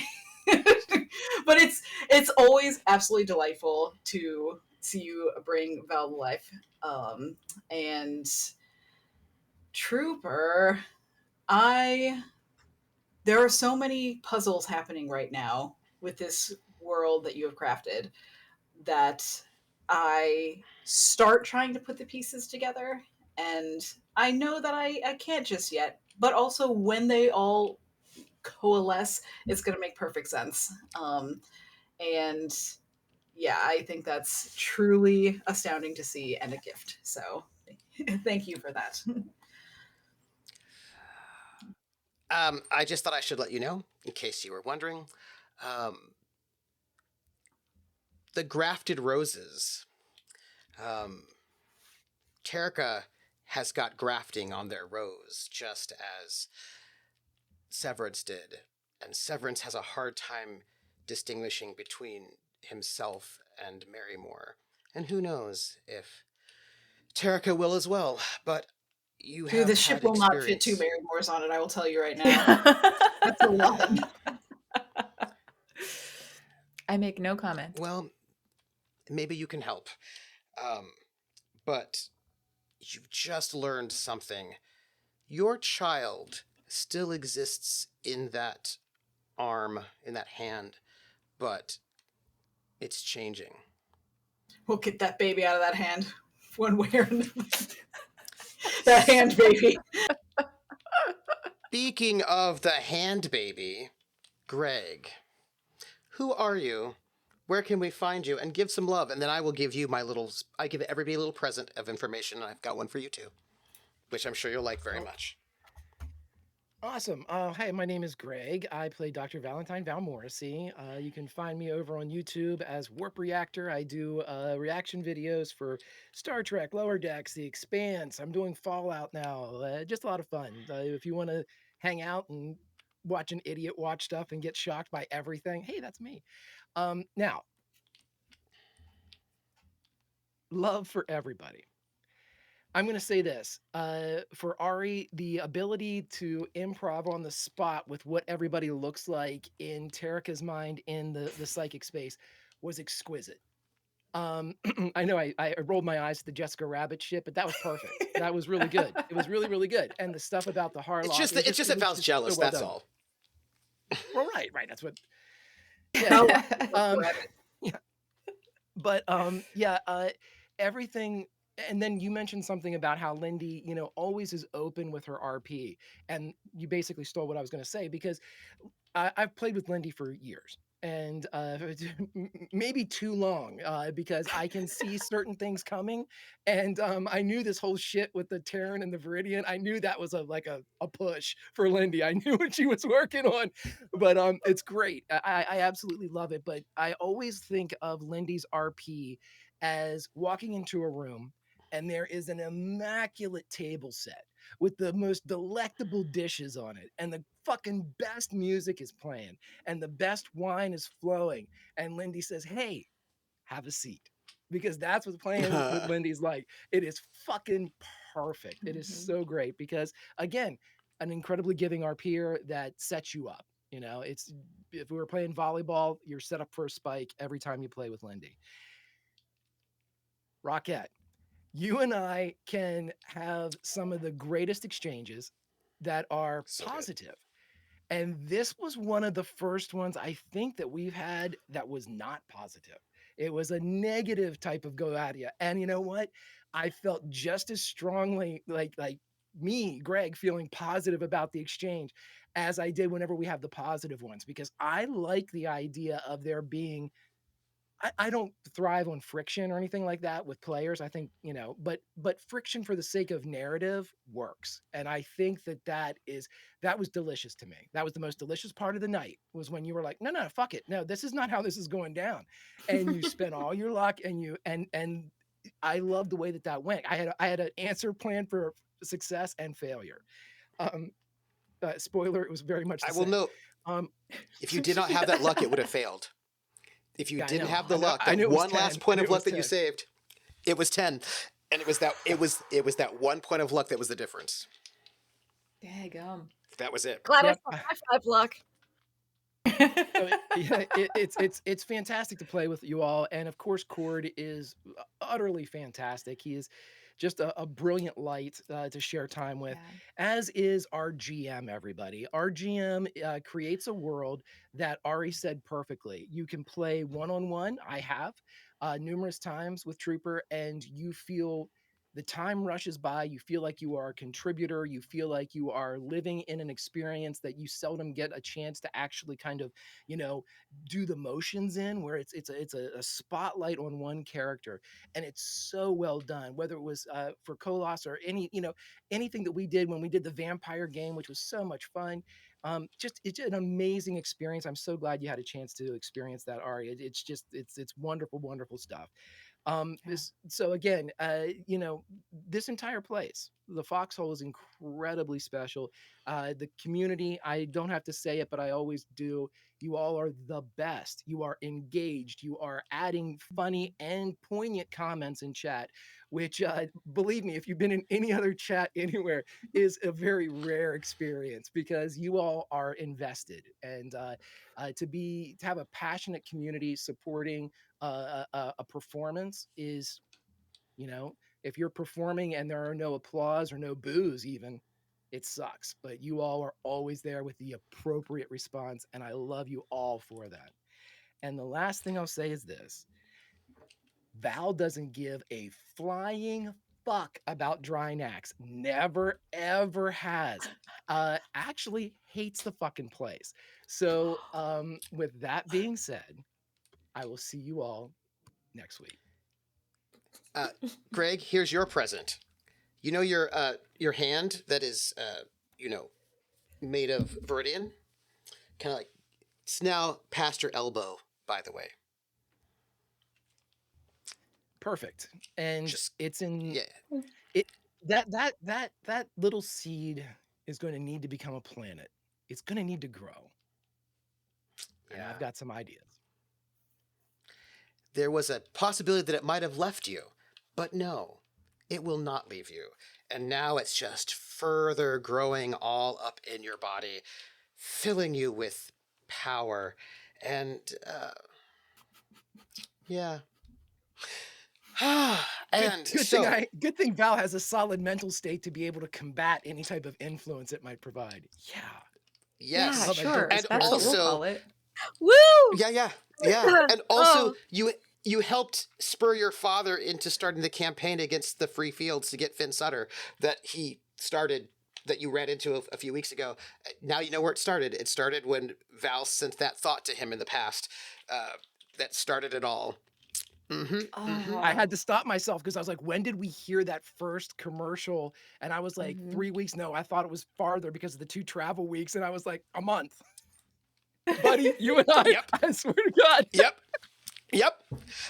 I made a whole timeline recently because I had to know exactly when Marrymore from the Sis and Die would have made it to TkTk to make sure that because I was like, okay, when did he find out that all of his other clones were killed by the Harlock? It was on day 40. So then he had to get to TkTk to make sure Oh, bless his heart. He's now like, oh, thank goodness those clones are fine. Yeah. And So so he's like- Terrica's like, burn them all. Yeah, he sent an assassin after you after he found out that his other clones were killed, but before he found out about this one because they just got killed. So he was going to get rid of you so he could just go and take over your body. But now we have some problems. I mean, I hate Because to be he the doesn't one to have a say backup it. body right now from you. That's a problem. Anyhow, Life's he, tough. things happen. Communication is slow, so it's a little bit, Romeo and Juliet, like passing, and you don't get to tell him about the fake poison, and it's okay. It's all right. He'll find out what he needs to find out. But Oh, he's been around for over 300,000 years. Terrica hasn't told anyone about the assassination, right? No, I don't not think yet. they said anything. Not yet. No. Cool. Yeah, it's okay. It's all right. Speaking of which, I have 2 things I have to do. 1, read out our tips and bits. 2, embarrass Greg. So 1 is our tips and bits. We got 200 bits from Hawkeye, who's the best, who says, the Tagonists are back. And where have you been, Terrica? Do you have a note from the principal's office? Yes. A note setting up, and I will note, Terrica was like, no, I've never been to the core. No, I don't own that ship. No, none of those things are true. Somebody has made documents saying that all those things are true in case they need to take over the Imperium. Roller 300. The Imperium. You say what? You take over the Imperium. Do it. New arc. Drinax is dead. Let's take over the Imperium. Woo! Nobility for all. No, I'm and sure then Isn't that'll that exactly... inside. Isn't being an emperor exactly what Terrica would want? Like, the noblest of all nobles? Isn't that exactly what Terrica would want? Yeah, sure. I'm sure they would be super comfortable in that role. They would just love that. Just become the emperor to demolish nobility. I mean, Soleimani don't have nobility, so just get rid of them all. I mean, it has crossed my mind. Not gonna lie. Roller 300 donated 100 bits and said, send Dahlia or bust! Oh, my friends. I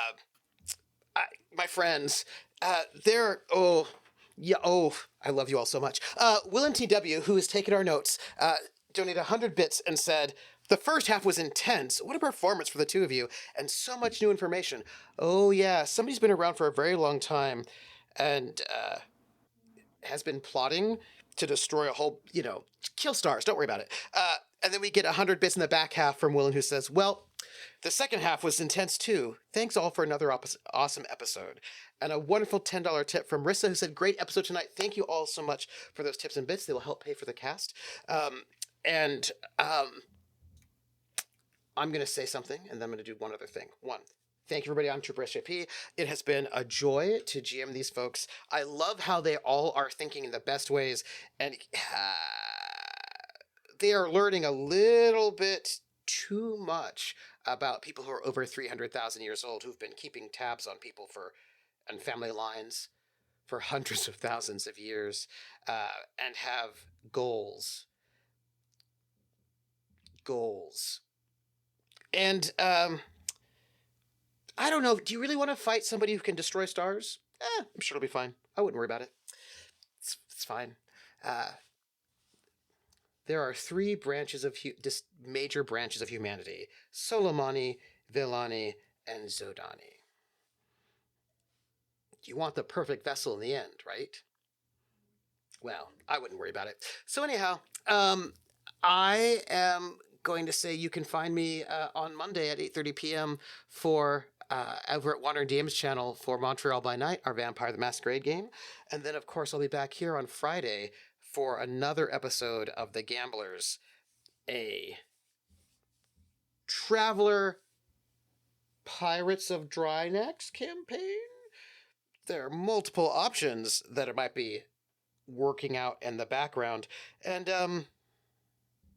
I will say this.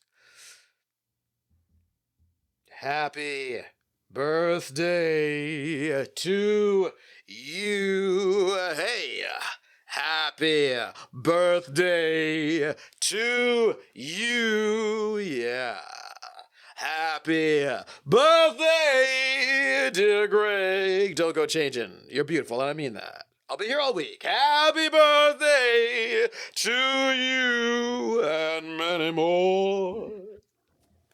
Everyone, thank you for all the love, the most amazing chat, and the episode title is Tick Tick Boom. And we will see you all next week, everybody. Bye.